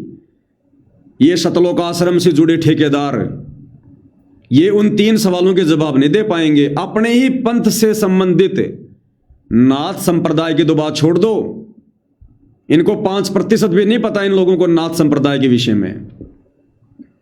इन आश्रम वालों को केवल इतना ही पता है कि कौन ब्रह्मा का पिता है, कौन विष्णु की मां, और शंकर का दादा कौन है, हमको दे बता। बस इनको केवल इतना ही ज्ञान है, इससे ज्यादा कुछ नहीं है इनको अपने पंथ के विषय में नहीं पता 5% भी। तो भाई विकास सिंह पुरिया जी, आपने जो सवाल किया ना सुकराई नाथ से, तो पहली बात तो यह कि आप सवाल करने के अधिकारी नहीं है, क्योंकि ज्ञान चर्चा की चुनौती सुकराई नाथ ने दी है। तो पहला सवाल भी सुकराई नाथ ही करेगा। सवाल करने का अधिकारी भी, ये प्रश्न करने का अधिकारी भी वही है जो आदमी चुनौती देता है। तुम्हें इतना भी ज्ञान नहीं है क्या? तो भाई सुकराई नाथ, आपसे भी मैं प्रार्थना करूंगा, क्योंकि मैं पवन दास सन 2013 से परम पूज्य सतगुरु रामपाल जी परमेश्वर जी का शिष्य हूं, उनका भगत हूं। 2014 में बरवाला कांड हुआ। बरवाला कांड के बाद सतगुरु रामपाल जी के पंथ में 2 पार्ट बन चुके हैं। ये आम समाज को नहीं पता है, धीरे धीरे पता अब चलेगा। सतगुरु रामपाल जी की संगत में उनके जेल जाने के बाद में 2 भाग हो गए। एक भाग जिसे सतलोक आश्रम कहा जाता है, जिसे सतगुरु रामपाल जी के कलयुगी बेटा बेटी भाई बंधु रिश्तेदार जगह जगह सतलोक आश्रम खोलकर धार्मिक धंधे के रूप में चला रहे हैं। इन्हें सतगुरु रामपाल जी से, उनके ज्ञान से, भक्ति से, मोक्ष से कोई लेना देना नहीं है। इन्होंने केवल उनके नाम से आश्रम खोलकर धर्म को धंधे में तब्दील कर रखा है। इनको बड़ा आनंद आ रहा है राजनीति करने में, भक्तिहीन लोगों के साथ भाईचारा बढ़ाने में। और दूसरा जो पंथ है, दूसरा जो मार्ग है, जो भाग है, उसको कहते हैं साध संगति। ये साध संगति से जुड़े जितने भी भगत हैं, ये इन आश्रमों में नहीं जाते। ये सतगुरु रामपाल जी के परिवार के तानाशाही आदेशों को नहीं मानते। साध संगति से जुड़े भगत अपने गुरु जी के सत्संगों को आधार बनाकर भक्ति करते हैं, अपने गुरु जी के वचन और मर्यादा में रहकर भक्ति करते हैं। अपने गुरु के अलावा हम और किसी की नहीं मानते। हम तो 2 पार्ट बने हुए हैं। तो आप इनसे 3 सवाल कीजिएगा। सबसे पहला सवाल आप इनसे यह करना कि आप भक्तों का इष्ट देव कौन है। आप सतगुरु रामपाल जी के भक्तों का, उनके फॉलोवर का इष्ट देव कौन है, पूज्य देव कौन है, आराध्य देव कौन है, आपका भगवान कौन है। तो इनका एक ही जवाब होगा, कबीर जी। कबीर साहेब हमारे इष्ट देव हैं, हमारे पूज्य गुरुदेव हैं, कबीर जी। ठीक है। फिर आप इनसे सवाल करना, यदि आपके इष्ट देव, आराध्य देव, आपके भगवान यदि कबीर देव हैं, तो कबीर जी ने 650 साल पहले धर्मदास जी से कबीर सागर में लिखवाया है कि 12वें पंथ हम ही चल आवें और सब पंथों को मिटाकर एक ही पंथ चलावें। कि जो 12वां पंथ होगा आदरणीय गरीबदास जी का, उस 12वें पंथ में आगे चलकर मैं कबीर खुद ही आऊंगा और एक नया पंथ चलाऊंगा, 13वां। तो शुक्रानाथ जी, आप इन सतलोक आश्रम से जुड़े भक्तों से पूछना कि भाई अगर तुम्हारे इष्ट देव अगर कबीर जी हैं, तो कबीर जी ने तो 650 साल पहले कबीर सागर में 5वें वेद सूक्ष्म वेद में अपनी अमर वाणी में लिखवाया है कि 12वें पंथ हम ही चल आवें, कि मैं कबीर खुद ही 12वें पंथ में चल के आऊंगा और सब पंथों को मिटाकर एक पंथ चलाऊंगा। तो बताओ भाई, आदरणीय गरीबदास जी के 12वें पंथ में कबीर जी कौन से दिन आए, कब आए, किस डेट को आए, वो समय बताओ। साबित करो कि कबीर जी जो 650 साल पहले आए थे, वो अपनी वाणी के अनुसार वर्तमान में आदरणीय गरीबदास जी के 12वें पंथ में आ चुके हैं। क्योंकि अब तो गरीबदास जी का 12वां पंथ समाप्त हो चुका है। 12वें पंथ के जो अंतिम जो गुरु थे, संत थे, आदरणीय राम देवानंद जी, वो अपना शरीर छोड़ चुके हैं। अंतिम गुरु थे वो 12वें पंथ के। तो 12वां पंथ तो समाप्त हो चुका है और कबीर जी ने कहा कि मैं तो 12वें पंथ में आऊंगा। तो 12वें पंथ में कबीर जी कब आए, कौन से दिन आए, पहले तो मुझे इस बात का जवाब दो। तो शुक्रानाथ जी, इन सतलोक आश्रमों से जुड़े भक्तों की चप्पल घिस जाएगी, इनके दिमाग के फ्यूज उड़ जाएंगे। ये अपने ही पंथ के विषय में आपको इस सवाल का जवाब नहीं दे पाएंगे, साबित ही नहीं कर पाएंगे ये। और ये करेंगे फिर अटपट, और क्या कहेंगे आपको कि जी 9 मार्च 1997 को 9 मार्च 1997 को कबीर जी धरती पर आए, सतगुरु रामपाल जी को मिले, और सतगुरु रामपाल जी को तो उन्होंने आकाश मार्ग से सह शरीर उड़ाकर सतलोक भेज दिया, और उसके बाद से संत रामपाल जी के चोले में कबीर जी खुद लीला कर रहे हैं। तो भाई 9 मार्च 1997 को आए। तो शुक्रानाथ जी, आप इनसे 2 सवाल करना कि पहले तो मुझे इस बात का प्रमाण दो, पहले तो मुझे इस बात का प्रमाण दो कि 9 मार्च 1997 को तुम्हारे गुरुदेव सतगुरु रामपाल जी को सतलोक से आकर कोई कबीर भगवान मिला। किसने देखा, किसके सामने मिले, कहां प्रमाण है, साबित करो। अब ये क्या करेंगे, ये आपको सतगुरु रामपाल जी के द्वारा लिखी गई एक पुस्तक है आध्यात्मिक ज्ञान गंगा, उसमें दिखाएंगे कि देखो हमारे गुरु जी ने यहां लिखा हुआ है। अरे भैया, ज्ञान चर्चा में गुरु के द्वारा लिखी गई बातों को नहीं माना जाता। किसी शास्त्र में प्रमाण दिखाओ जो 400 साल पुराना हो, 500 साल पुराना हो, 1000 साल पुराना हो। वेदों में लिखा हो कि संत रामपाल जी को ऐसे ऐसे कबीर जी आकर मिले थे उस नहर के ऊपर। गीता में कहीं लिखा हो, जो व्यक्ति सतगुरु रामपाल जी से ज्ञान चर्चा करने आएगा वो सतगुरु रामपाल जी के द्वारा लिखी गई बातों को थोड़ी मानेगा। अगर वो सतगुरु रामपाल जी को इतना बड़ा महापुरुष मानता है, उनके ज्ञान के आगे नतमस्तक है, तो ज्ञान चर्चा की चुनौती नहीं देगा। तो इन लोगों से इस बात का प्रमाण मांगना कि कौन से शास्त्र में लिखा हुआ भाई कि 9 मार्च 1997 को कबीर जी सतलोक से चलकर कि 12वें पंथ हम ही चल आवें, सब पंथों को मिटाकर एक पंथ चलावें, उस मातन हेल नहर के ऊपर दिन के 10 बजे सतगुरु रामपाल जी को कबीर जी आकर मिले।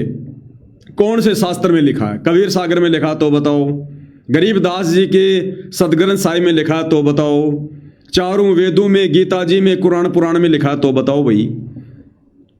और किसके सामने मिले? कोई गवाह पेश करो। वहीं फ्यूज हो जाएंगे ये, कोई प्रमाण नहीं इनके पास में किसी भी प्रकार का। दूसरा सवाल फिर ये करना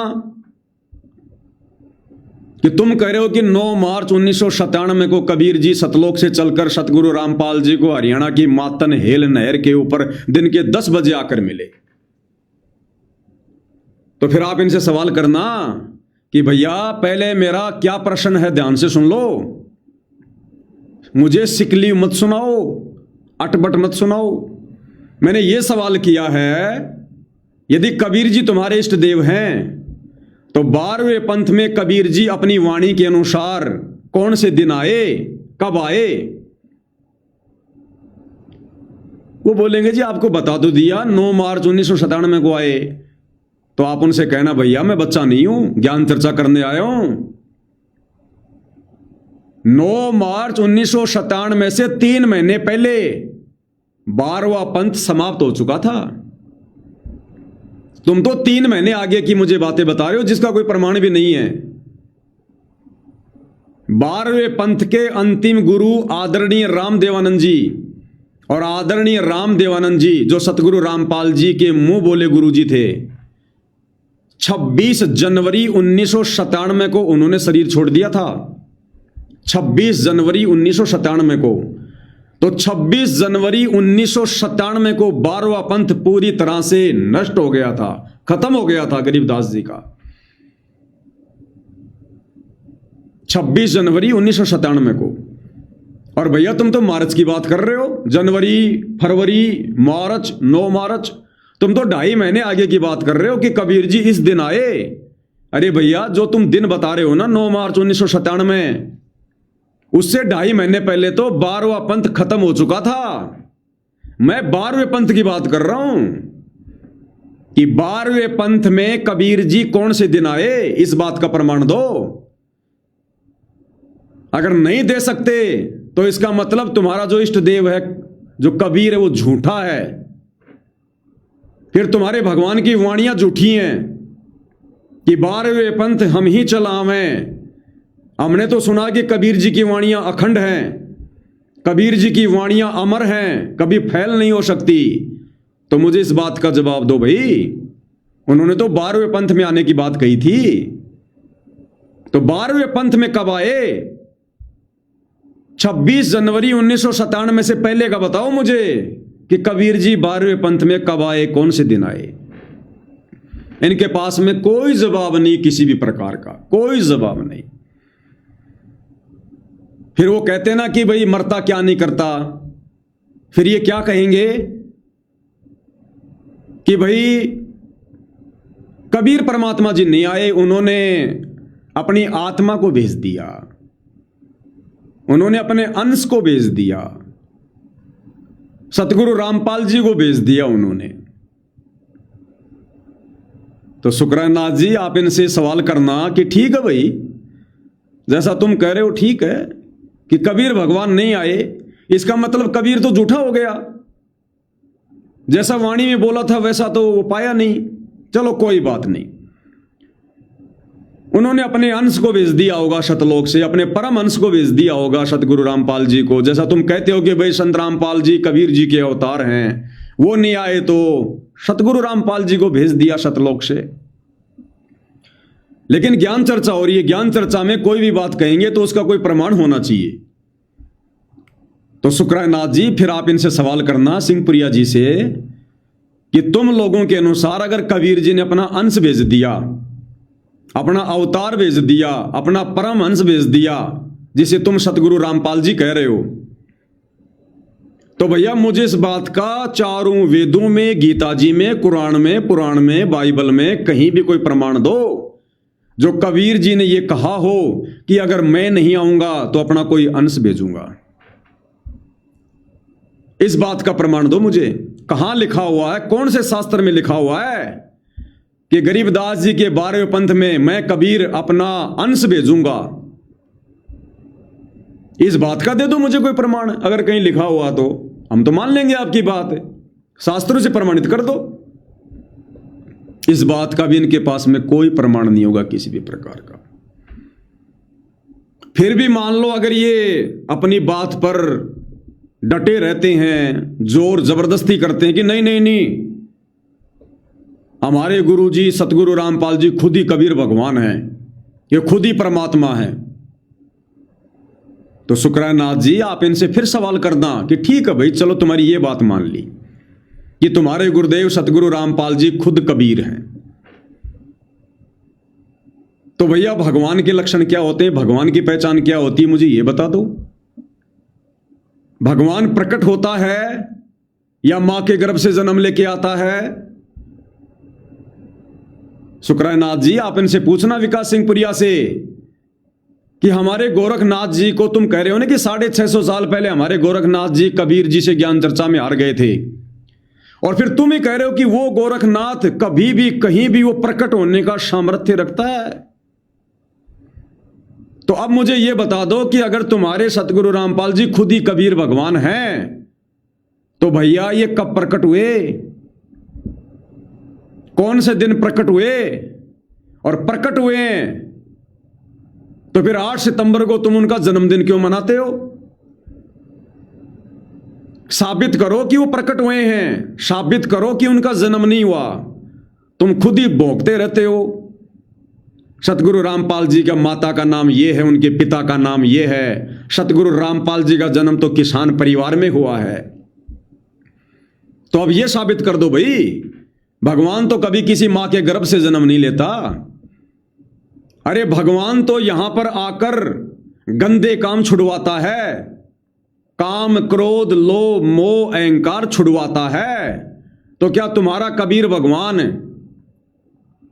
क्या तुम्हारे गुरुदेव जिनको तुम कबीर कह रहे हो, तो तुम्हारे गुरुदेव ने तो भैया शादी करी है, तुम्हारे गुरुदेव तो काम वासना में लगे हुए थे, तुम्हारे गुरुदेव ने तो रति क्रिया करके संभोग क्रिया करके 4 संतान पैदा कर रखी हैं।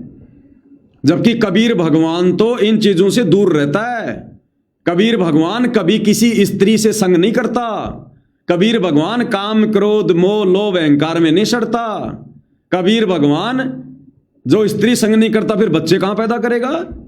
तो साबित करो विकास सिंहपुरिया जी, तुम कह रहे हो ना हमारे गुरु जी खुद ही कबीर भगवान है, तो साबित कर दो।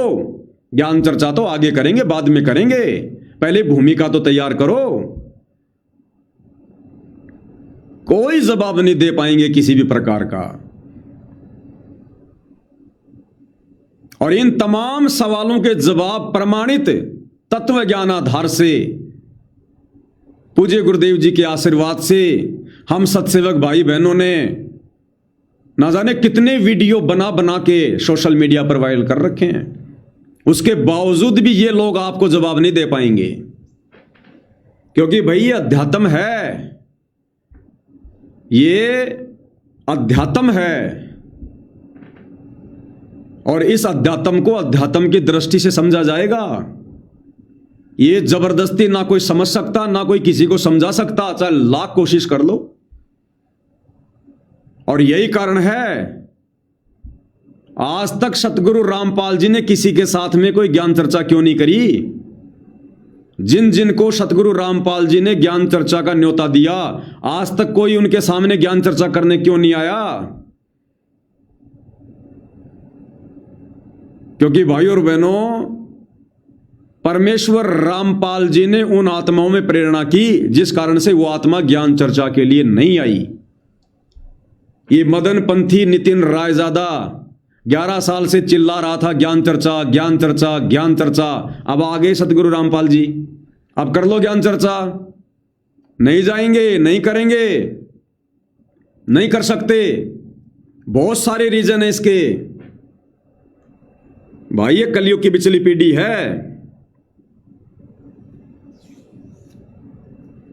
ये कलयुग की बिचली पीढ़ी है। और इस समय कोई ज्ञान चर्चा ये परमात्मा किसी से नहीं करेगा। अरे बाप कभी अपने बच्चों से ज्ञान चर्चा करेगा क्या? शोभा देगा? बाप अपने बच्चों को ज्ञान चर्चा में हरा के खुश हो सकता है क्या? बाप हमारी आत्मा का कल्याण करने आया है साम दाम दंड भेद से। 2009 में सतगुरु रामपाल जी ने ज्ञान चर्चा का न्योता दिया था चारों शंकराचार्यों को। टीवी के माध्यम से भी इन्फॉर्म किया, अखबारों में ऐड निकलवाए। और सतगुरु रामपाल जी ने सतलोक आश्रम बरवाड़ा में चारों शंकराचार्यों के लिए आसन लगवाया। नहीं आए। क्यों नहीं आए? परमेश्वर जी ने उनको प्रेरणा नहीं की। कारण चाहे कुछ भी आ गया हो, चाहे उनमें मान बढ़ाई हो, अहंकार हो कि हम क्या करेंगे, सतगुरु रामपाल जी का तो कोई वजूद ही नहीं है, हम तो संस्कृत के प्रकांड ज्ञाता, हम तो जगत गुरु हैं, शंकराचार्य हैं। कारण चाहे कुछ भी बनाओ उनके मन में, इस मालिक को पता है कि ये कलयुग की बिचली पीढ़ी है। और इस काल ने आत्माओं को इतना ज्यादा चतुर बना दिया है, आंखों प्रमाण देखकर भी ये लोग स्वीकार नहीं करेंगे। और चारों शंकराचार्य अगर आ जाते तो ये तो जाहिर सी बात है ज्ञान चर्चा में वो हारते। और हारने के बाद वो अपनी कितनी बड़ी बेइज्जती मानते। क्या उसके बाद भी वो सतगुरु रामपाल जी की शरण में आते? बिल्कुल नहीं आते, बिल्कुल नहीं आते। अब कोई ये सोचे कि साहब अगर वो नहीं आते तो उनके लाखों चेले हैं, करोड़ों चेले हैं भारत में, वो लोग तो उनको हारा हुआ जानकर आ ही जाते। नहीं, अगर वो आ भी जाते तो क्या करते सतगुरु रामपाल जी उनका? सतगुरु रामपाल जी अपने सत्संग में कहते हैं कि बच्चों पहले इस ज्ञान को समझो, पहले इस परमात्मा के ज्ञान को समझो, सत्संग सुनो, उसके बाद यहां पर नाम दीक्षा लेने के लिए आओ। तो सतगुरु रामपाल जी ये 650 साल पहले वाला समय नहीं है। इन्होंने भीड़ इकट्ठी नहीं करनी है। जो काशी के भंडारे में इन्होंने 24 घंटे दूसरा रूप बनाया केशव बंजारे का, केशव बंजारे के रूप में सवाल कर रहे हैं, खुद कबीर परमात्मा जवाब दे रहे हैं। 8 पहर 24 घंटे ज्ञान चर्चा हुई, सत्संग सुनाया। और गुरुदेव ने बताया कि जो 18 लाख लोग आए थे उनमें 15-16 लाख लोगों ने दीक्षा ली थी। तो आज ये परमात्मा इस प्रकार से लोगों को दीक्षा दिलवाकर अपना शिष्य नहीं बनाना चाहता। भाई वो तो पार होने का समय नहीं था 650 साल पहले वाला। उस समय तो परमात्मा ने केवल उनको अपनी शरण में लेकर उनको भक्ति से चार्ज करके मनुष्य जन्म देने थे। पार होने का समय, मोक्ष का समय तो ये कलयुग की बिचली पीढ़ी है। इस समय तो परमात्मा ठोक बजा के लेगा। इस समय परमात्मा भीड़ इकट्ठी नहीं करेगा कि ज्ञान चर्चा कर ली और वो संत हार गए और उनके चेले सतगुरु रामपाल जी के भगत बन जाएंगे और सतगुरु रामपाल जी उन लाखों लोगों को भगत बनता हुआ देखकर बड़े खुश होंगे। ये परमात्मा भीड़ का ग्राहक नहीं है। इस परमेश्वर को हंस, ये हंस भगत निर्विकार आत्मा,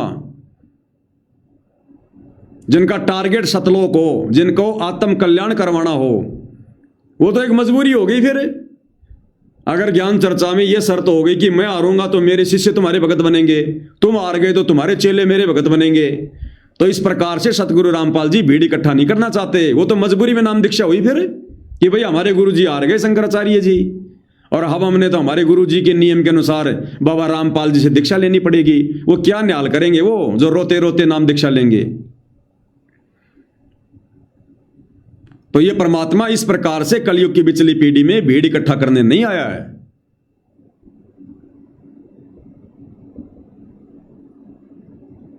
तो विकास सिंह पुरिया जी, हम तो आपसे प्रार्थना करेंगे आप अपनी इन हरकतों से बाज आओ। अगर सुकराई नाथ जी अगर ज्ञान चर्चा सतगुरु रामपाल जी से करना चाहते हैं तो बीच में मेंढक की तरह मत फुदको, अपनी भक्ति करो ना। अब गुरु जी आ गए, अब भक्ति कर अपनी, छोड़ दे मान बढ़ाई को, क्या रखा भी इसमें।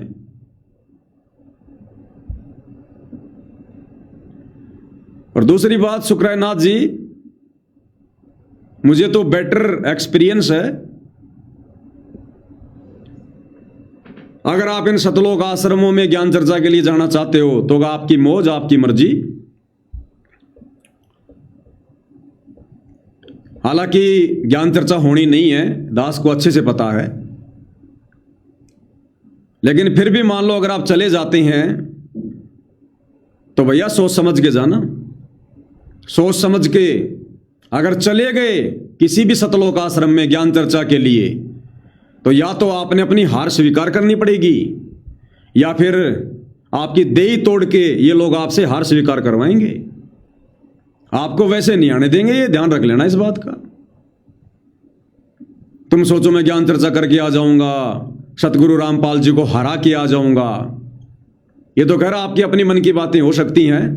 उनको हराने का तो किसी ने सौपन में विचार भी नहीं करना चाहिए, क्योंकि वे हमारे पिता हैं, हमारे बाप हैं, सभी आत्माओं की उत्पत्ति करता है।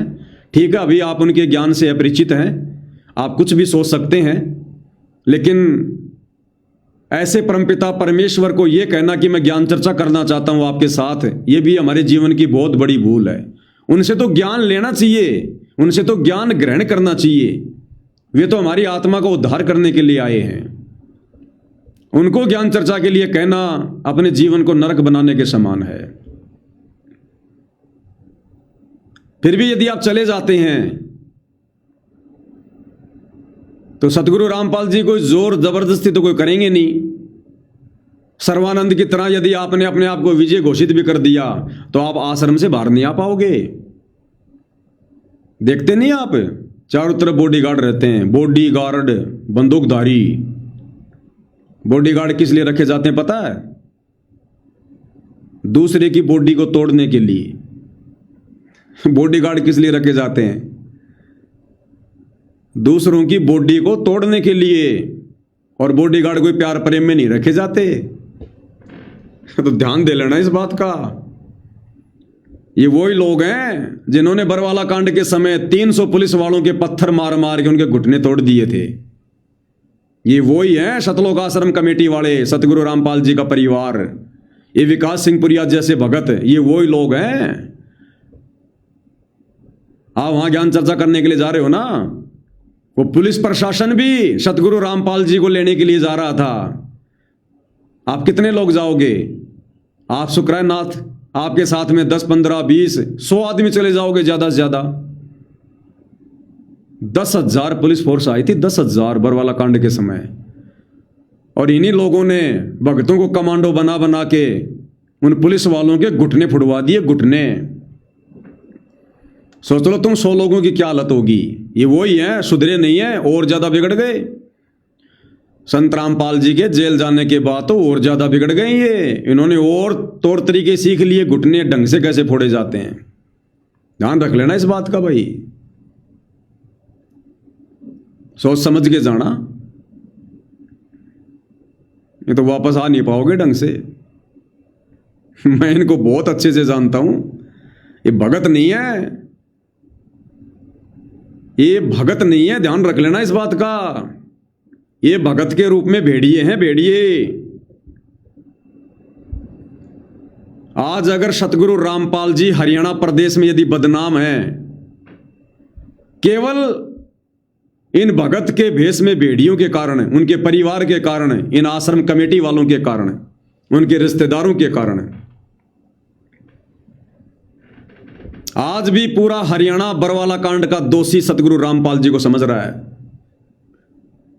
जबकि बरवाला कांड का मुख्य दोषी उनका परिवार है। ये सतलोक आश्रम कमेटी वाले हैं। सतगुरु रामपाल जी का परिवार, उनके दोनों लड़के, उनका भाई, ये लोग हैं।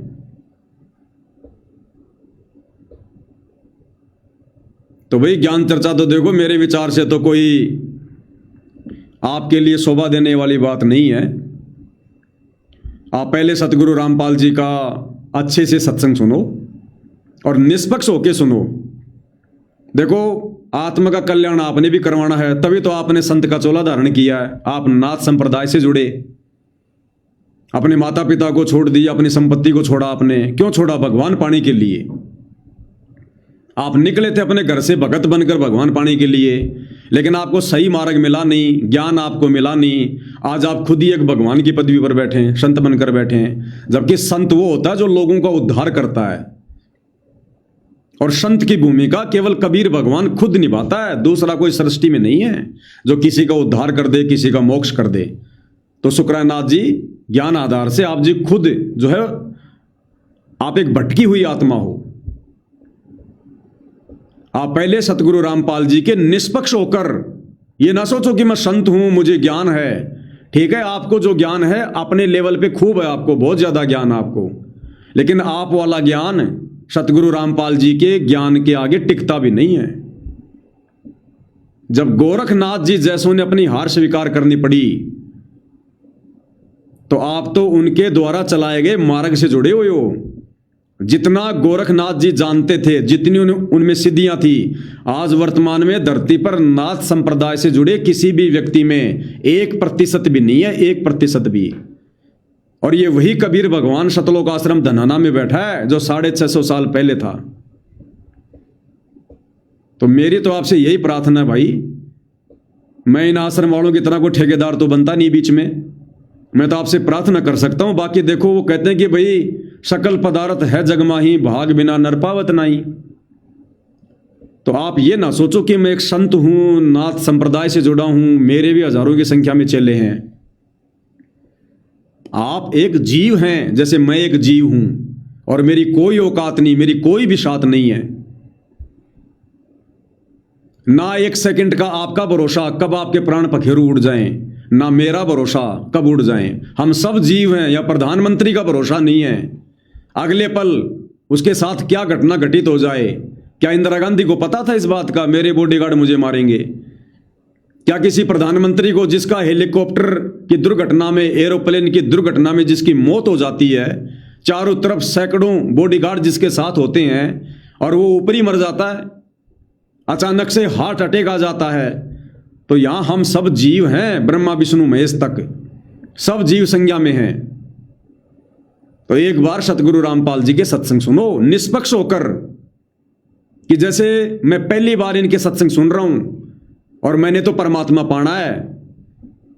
जैसे कोई ऐसा व्यक्ति जो साधु संतों की खोज करता है अपनी आत्मा के कल्याण के लिए, ऐसे जिज्ञासु बनकर आप सतगुरु रामपाल जी के कुछ दिन सत्संग सुनो, आपके मन के सारे दोष खत्म हो जाएंगे उनके प्रति। सतगुरु रामपाल जी में कोई अहंकार नहीं है, कोई मान बढ़ाई नहीं है, किसी से कोई ईर्ष्या नहीं है।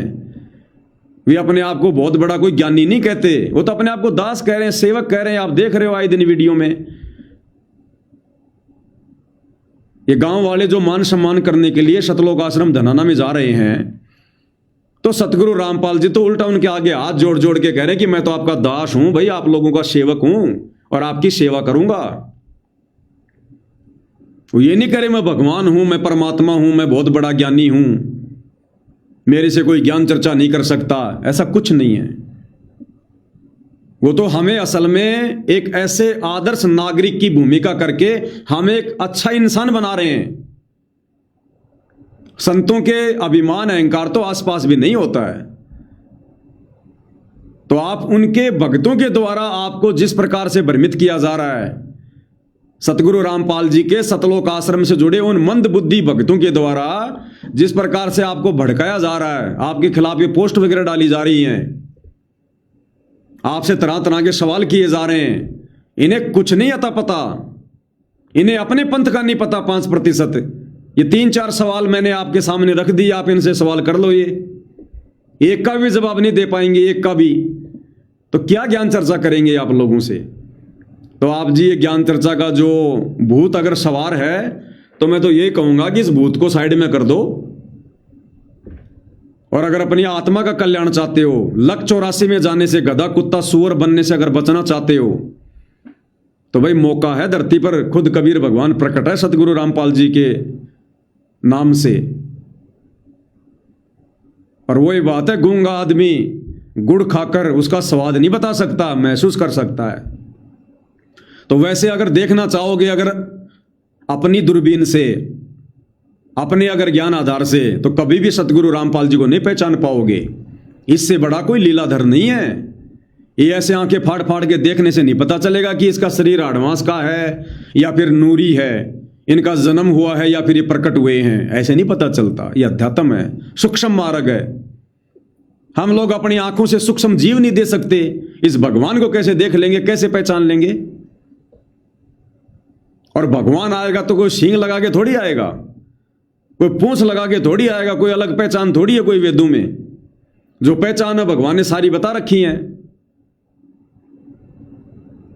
उन्होंने इतने शास्त्र दिखा दिए, इतने प्रमाण दे दिए, हर धर्म के धर्म ग्रंथों को खोल खोल के बता दिया, जो उन धर्मों के जानकार भी नहीं बता पाए। और कैसे पहचान करोगे भगवान की? आदरणीय गरीबदास जी का सदग्रंथ साहिब, जिसमें लगभग पूरी दुनिया के सभी देशों की भाषाओं का समावेश है, और सतगुरु रामपाल जी ने पूरा का पूरा खोल के रख दिया। कौन कर सकता है खुलासा जिसमें पूरी दुनिया की भाषाओं के शब्दों का समावेश हो? कोई कर सकता है कोई परमात्मा के अलावा? ये अद्भुत कार्य। लाखों करोड़ों लोग जिनका जीवन नरक बना हुआ था, डॉक्टरों ने हाथ खड़े कर लिए थे। 20-20 साल से, 30-30 साल से जिनके बच्चे नहीं हो रहे थे, 60 साल की उम्र हो गई थी, जिनकी बच्चादानी का मुंह भी बंद हो गया था, उनके घरों में उन्होंने लाल दे दिए, बच्चे दे दिए। डॉक्टर भी हैरान है कि यह चमत्कार हो गया, यह आदमी बच कैसे गया? तो आप थोड़ा विचार करो, जल्दबाजी में कोई फैसला ना लेना, नहीं तो मौका चूक जाओगे परमात्मा की शरण में आने का। क्योंकि मान बढ़ाई है ना, ये छूटती नहीं है, और जीतना उनसे किसी ने है नहीं। अरे बाप से कभी कोई जीता है क्या? ये तो बाप है, सारी सृष्टि का परमात्मा है। ये जगत गुरु किसको कहते हैं? तो मैं तो आपसे विनती कर सकता हूं, प्रार्थना कर सकता हूं। बाकी भाई जिसको ज्ञान चर्चा का भूत सवार होगा तो वो करेंगे भाई, हमारे कहने से कौन मानेगा। तो ये कुछ बातें थी, मैंने आपके सामने रख दी हैं,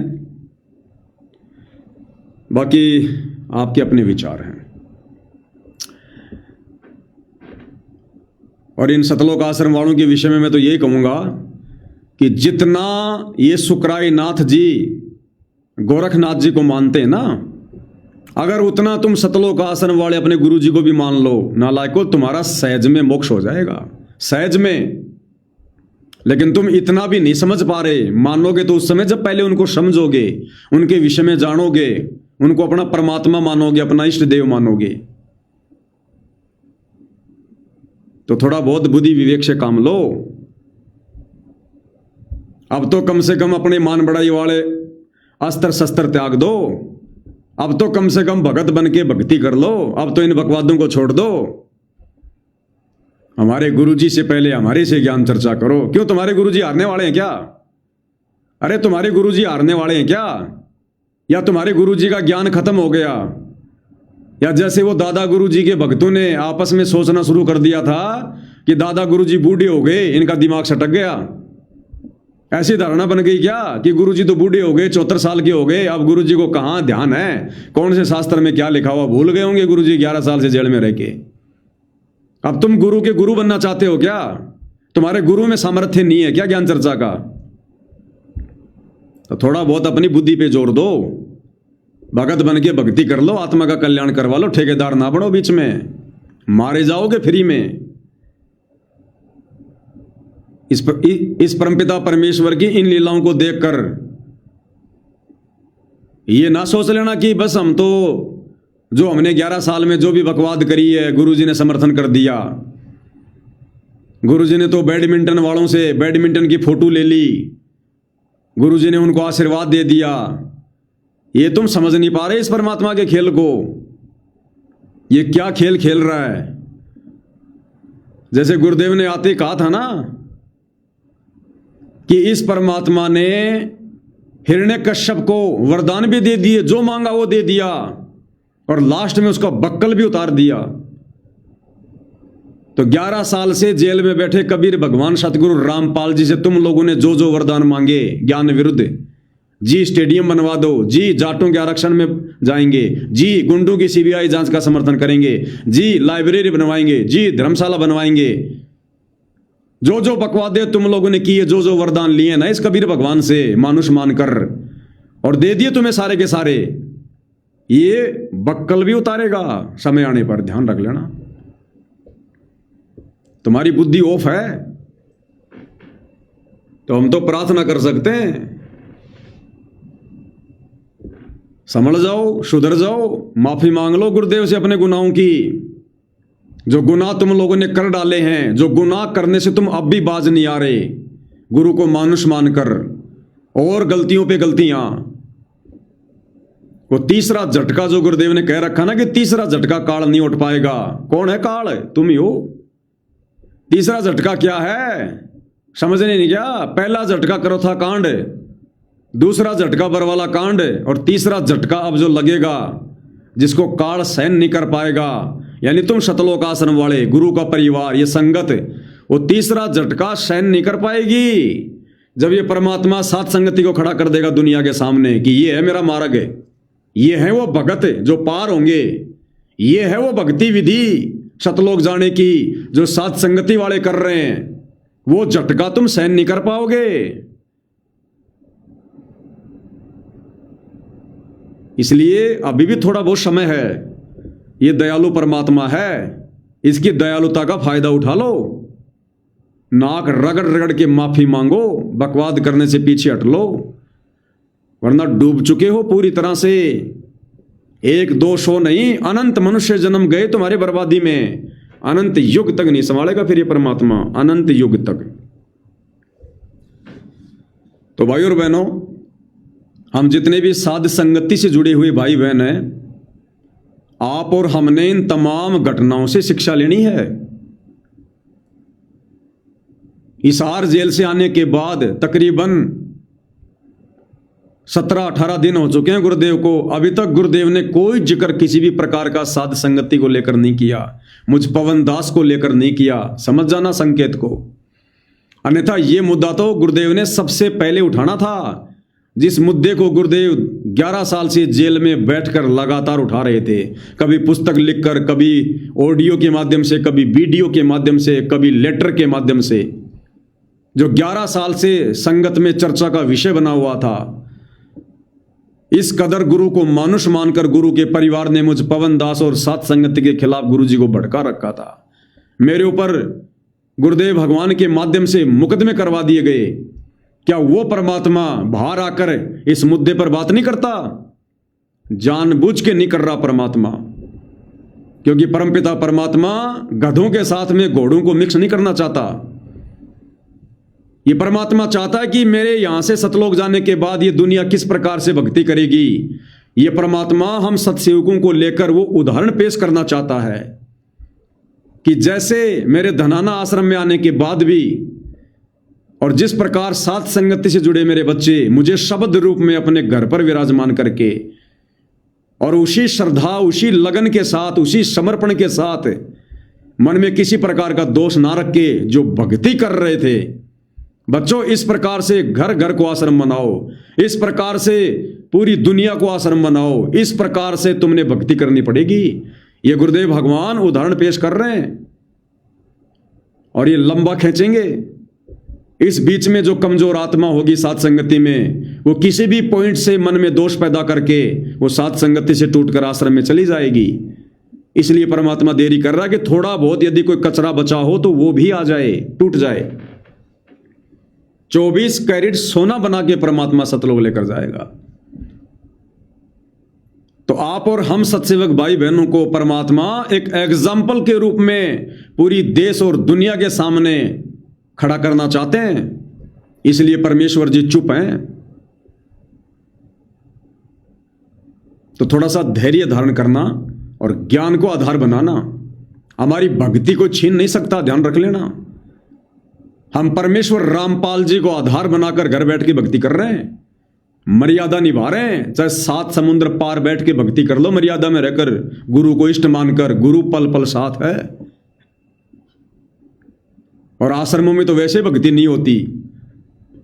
गुरु के आने के बाद भी इन शतलोक आश्रमों में जो राग, द्वेष, ईर्ष्या जो बदबू मार रही है, इतनी तो पहले भी नहीं थी। इतना द्वेष भर गया उन लोगों में, वो भेदभाव। ये लोग कहा करते थे कि हमारे आश्रम में कोई भेदभाव नहीं होता। भक्तों की 1-1 किलोमीटर लंबी सांप की तरह लाइन लग रही है गुरुजी के दर्शन के लिए, और राजनेताओं को गुरुजी के लड़के वीआईपी दर्शन करवाते हैं, वीआईपी दर्शन। अरे उस परमात्मा के दरबार में सब एक समान होने चाहिए।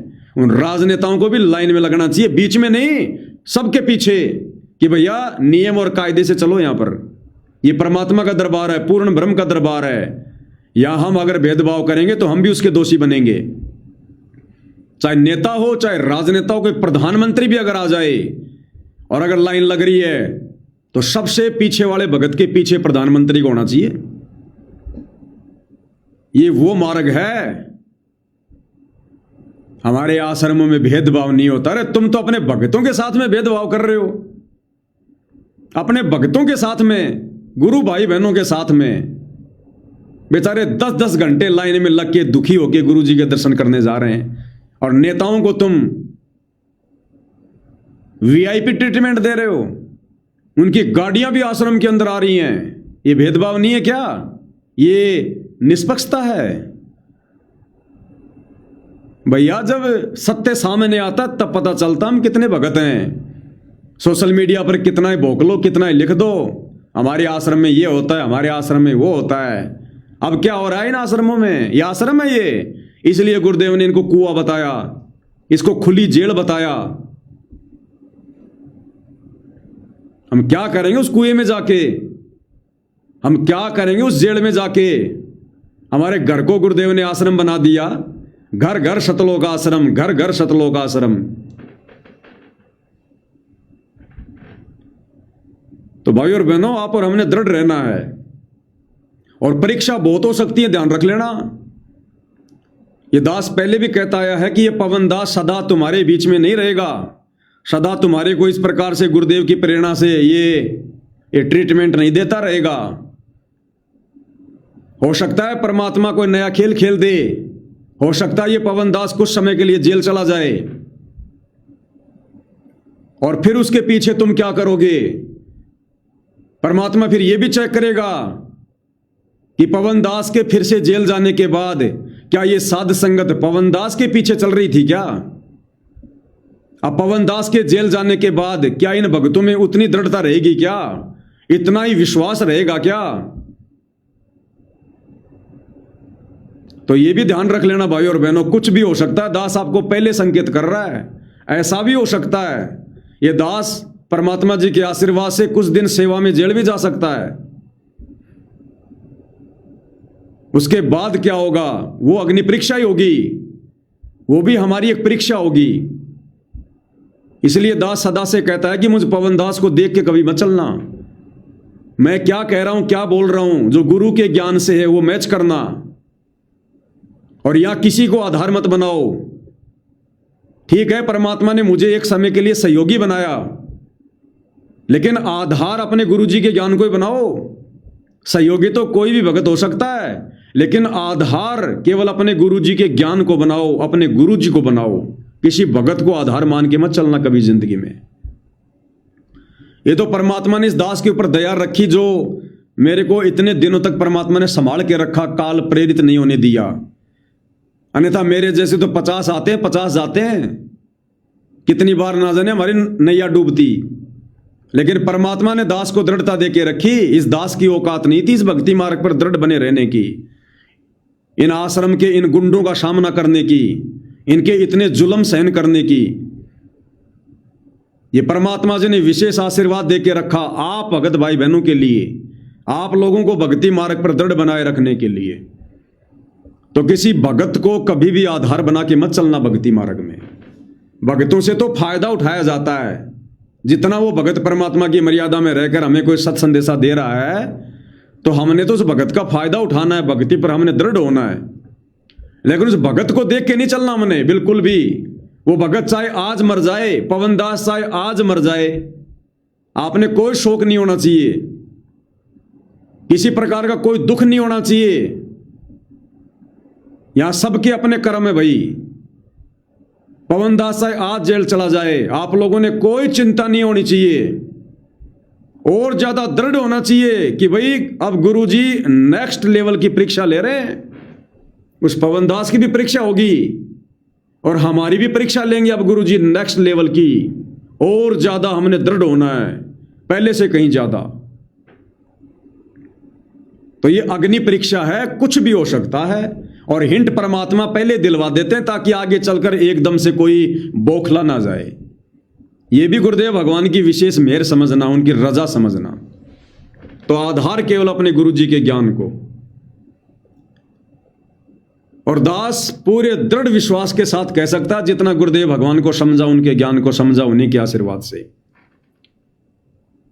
आज वर्तमान में अपने गुरुजी को परमपिता परमेश्वर मानकर, उनके ज्ञान को आधार मानकर, और अपनी आत्म कल्याण की चिंता को लेकर जिस प्रकार से हम मर्यादाओं में रहकर भक्ति कर रहे हैं, अगर हमें गुरुदेव भगवान अंतिम श्वास तक भी नहीं मिलते हैं, आश्रम में नहीं बुलाते हैं, तो भी भाई और बहनों यदि हम इसी प्रकार से भक्ति में लगे रहे, आप और हमारा ठिकाना सतलोक है, सतलोक।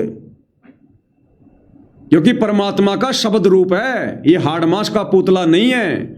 और जिसने अपने गुरु को शब्द रूप में मानकर उनकी पूजा करनी सीख ली, उस आत्मा का कल्याण होगा। अपने गुरु को मानुष मानने वालों का, हाड़मास का पुतला मानने वालों का, अपने गुरु जी को शरीर में मानने वालों का कभी मोक्ष नहीं होता। देही को सतगुरु कहे यो तो धुंधर ज्ञान, और चार दाग आवे नहीं उसको सतगुरु जाने। तो अगर अंतिम श्वास तक भी अगर गुरुदेव भगवान नहीं मिलते हैं, अगर नहीं हमें आश्रम में बुलाते हैं, तो भी हमारा इतना ही विश्वास, इतनी दृढ़ता होनी चाहिए हमारी कि गुरुजी तो असली रूप में तो हमारे साथ हैं। वो देही वाला रूप तो परमात्मा ने केवल ज्ञान समझाने के लिए धारण करना पड़ता है, और इस परमात्मा की देह थोड़ी है, ये तो शब्द है। हम हैं शब्द, शब्द हम माही, और हमसे भिन्न और कछु नहीं। परमात्मा कहते हैं वो शब्द मैं ही हूं भाई, मेरा शब्द रूप है। शब्द निवास आकाशवाणी यो सतगुरु का रूप है। तो वो शब्द परमात्मा सतगुरु रामपाल जी, और शब्द हम माही, और जिस शब्द को लेकर तुम्हारा मोक्ष होगा, गुरुदेव कहते हैं वो शब्द मेरे पास है, और हमसे भिन्न और कछु नहीं। हमारे से भिन्न ना कोई आश्रम है, ना कोई और कुछ है, ना कुछ नहीं है। और शब्द रूप में गुरुजी हमारे साथ, हमारे घर पर, हमारे घट में, घटी ही में गंगा, घटी ही में जमुना, घटी ही में जगदीश सतगुरु तारेंगे। बताओ फिर हमें कमी किस बात की? अरे जब गुरुजी हमारे साथ जाएंगे शरीर छोड़ने के बाद, तो शब्द रूप में तो जाएंगे, आड़मास के पुतले के रूप में थोड़ी जाएंगे, शब्द रूप में जाएंगे गुरुदेव हमारे साथ में, सूक्ष्म शरीर को लेकर। तो हमने तो शब्द की पूजा करनी है, शब्द को अपना गुरु बनाना है।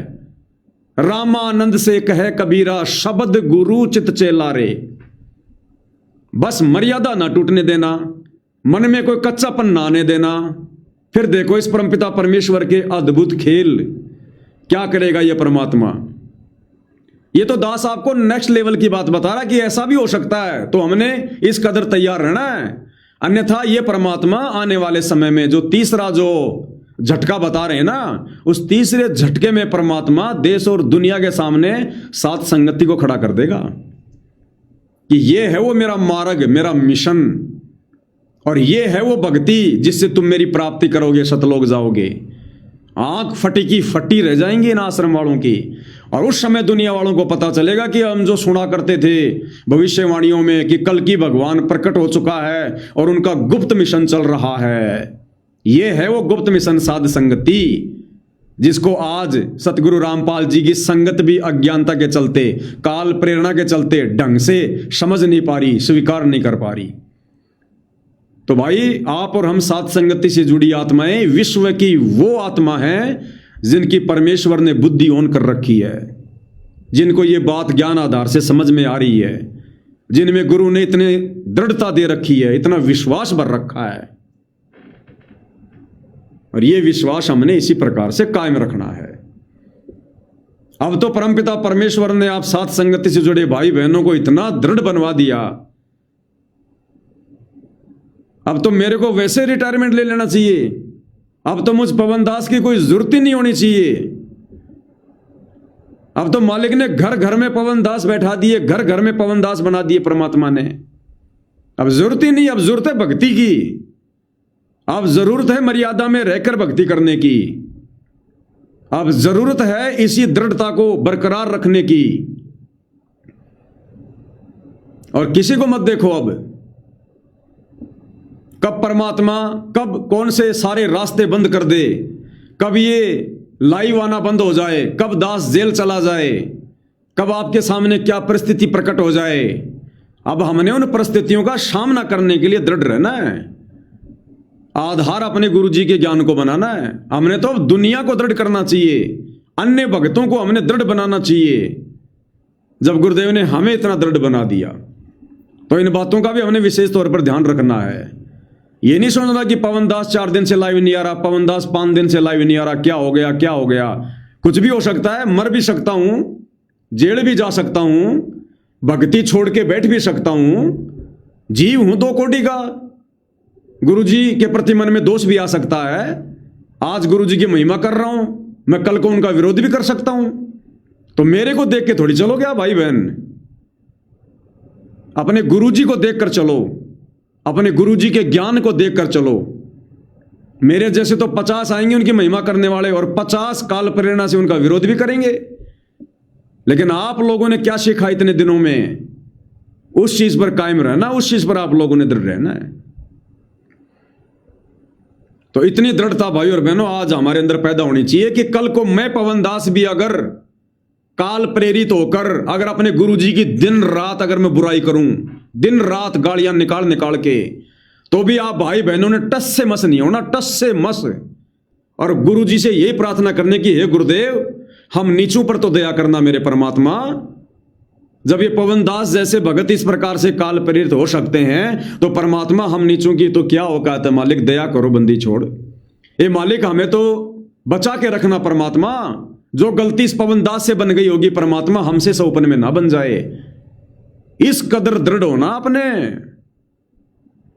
पवन दास आए भाड़ में जाए, अब कोई लेना देना नहीं है। मालिक ने पवन दास के माध्यम से आप लोगों को दृढ़ करवाना था, कर दिया। अब और देने को लेने को कुछ नहीं है। अब आप लोगों के अंदर परमात्मा ने इतना सब कुछ सॉफ्टवेयर सेट कर दिया, आप खुद हर चीज का निष्कर्ष निकाल सकते हो, हर चीज का निर्णय चुटकियों में कर सकते हो। तत्व ज्ञान रूपी टोर्च दे रखी है गुरुदेव भगवान ने, अब हमें किसी की आवश्यकता नहीं है। तो बहुत सारी बातें हैं भाई और बहनों, समय समय पर गुरुदेव भगवान के आशीर्वाद से हम चर्चा करते रहेंगे। और दास अगर रोजाना लाइव आता तो बहुत अच्छी बात है गुरुदेव के आशीर्वाद से। अगर नहीं आ पाता है तो ऐसी कोई बात हमारे मन में नहीं आनी चाहिए, क्योंकि परमात्मा जी की और भी बहुत सारी सेवा होती हैं।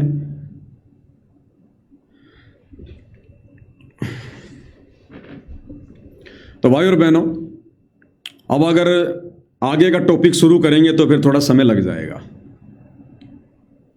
तो आज की साथ संगति में हम केवल इतना ही रखेंगे। पूज्य गुरुदेव परमपिता परमेश्वर जी हमें आशीर्वाद दे, हमें सद्बुद्धि दे, हमारा मार्गदर्शन करे, हमें भ्रम ने भटकने से बचाए। और वर्तमान में परमपिता परमेश्वर जो लीला लच रहे हैं, जो खेल खेल रहे हैं, हमें परमेश्वर सद्बुद्धि दे अपनी लीला को समझने की, उस खेल को समझने की। और गुरुदेव भगवान हमें आशीर्वाद दे कि हम उनकी जो करनी है उसको ना देख कर हम उनकी जो है कथनी के ऊपर चलें, हम उनके वचनों के ऊपर चलें। हमारे मन में सुई की नोक रखने जितना भी दोष अपने गुरुदेव भगवान की लीलाओं को देखकर पैदा ना हो। वे चाहे ज्ञान में रहकर करें, चाहे ज्ञान से हटके करें। अब हमें अपना टारगेट समझ में आ जाना चाहिए। हमें जो मार्ग गुरुदेव ने बताया, हमें उस मार्ग पर चलना है। अब गुरुदेव हमारी तरह कोई इंसान नहीं है, कोई व्यक्ति नहीं है, कोई मानुष नहीं है जो हमारी जैसी वो क्रिया करेंगे। ये परमेश्वर है, परमात्मा है, इन्होंने तो पूरे संसार को अपनी शरण में लेना है। ये ना जाने अपनी अन्य आत्माओं को शरण में लेने के लिए क्या क्या खेल खेलेंगे, कैसे कैसे उनके साथ में घुलेंगे मिलेंगे, उन्हीं के अनुसार परमात्मा जी कार्य करेंगे। वो जैसा कहेंगे परमात्मा उनकी बात को स्वीकार करेंगे, क्योंकि उनको शरण में लेना है। छोटा बच्चा, नादान बच्चा, जो अबोध बच्चा होता है, वो जैसा कहता है माँ बाप वैसा ही करने लग जाते हैं। वो जिद कर लेता है कि घोड़ा बनो, मैं आपके ऊपर बैठूंगा। तो बाप जमीन पर घुटने टेक कर उस बच्चे की उस जिद के आगे उसको खुश करने के लिए घोड़ा बन जाता है, और बच्चे को अपनी पीठ पर बैठाकर घुटनों के बल जो है वो चलता है। तो अब ये जो बाकी जो ये संसार वाले हैं, जो दुनिया वाले हैं, जो अभी तक गुरुदेव भगवान को नहीं समझ पाए थे, अब ये मोटर पाइप देने के कारण, धर्मशाला बनवाने के कारण, छोटे मोटे उनको लोभ लालच देने के कारण, जो अब उनकी महिमा कर रहे हैं, जयकारा लगा रहे हैं, तो परमेश्वर ने उनमें भी भक्ति का बीज डालना है। उन पे भी परमात्मा ने भक्ति की वो कलम चढ़ानी है। तो ये परमेश्वर किन आत्माओं को किस विधि से अपनी शरण में लेंगे, ये इनके अपने कार्य, इनकी अपनी मौज है। हमने उनकी इन लीलाओं को देखकर अपने मन में कोई दोष आदि पैदा नहीं करना है, नहीं तो मारे जाएंगे भाई और बहनों। कोई लेना देना नहीं है। इस झूठे संसार की वास्तविकता गुरुदेव ने हमें बता दी है, समझा दी है, प्रमाण दे दिए हैं। सांच को आंच नहीं होती है। अब यदि हम किसी भी पॉइंट पर नीचे गिर गए तो आप और हमारा ठिकाना नहीं, फिर अनंत युगों तक फिर ठिकाना नहीं है। तो ये परमात्मा जो करे वो करे, इनको करने दो, इनकी मौज, इनकी मर्जी, इनकी लीला अनंत है, निराली है। हमने उन तरफ नहीं देखना है। लीलाओं का देखो तो आनंद लो, आनंद कि देखो हमारे पूज्य गुरुदेव भगवान क्या लीला कर रहे हैं। ये लीलाधर हैं। कल परमेश्वर क्या कह रहे थे, आज परमेश्वर क्या कह रहे हैं। इनकी मौज, इनकी मर्जी, साहिब को कौन रोक दे, इनसे ऊपर कौन है। और ये तो गलत को भी सही कर देंगे, सही को भी गलत कर देंगे। तो हमने उनकी वर्तमान लीलाओं को देखकर किसी भी प्रकार से भ्रमित होने के बजाय हमने और ज्यादा दृढ़ होना है। तो गुरुदेव भगवान के आशीर्वाद से आज की साथ संगति में केवल इतना ही। फिर परमेश्वर जी मौका देंगे, लाइव आने से पहले आपको दिन में मैसेज कर दिया जाएगा, आप जी लाइव जुड़ सकते हैं। बंदी छोड़ सतगुरु रामपाल जी परमेश्वर जी की जय हो।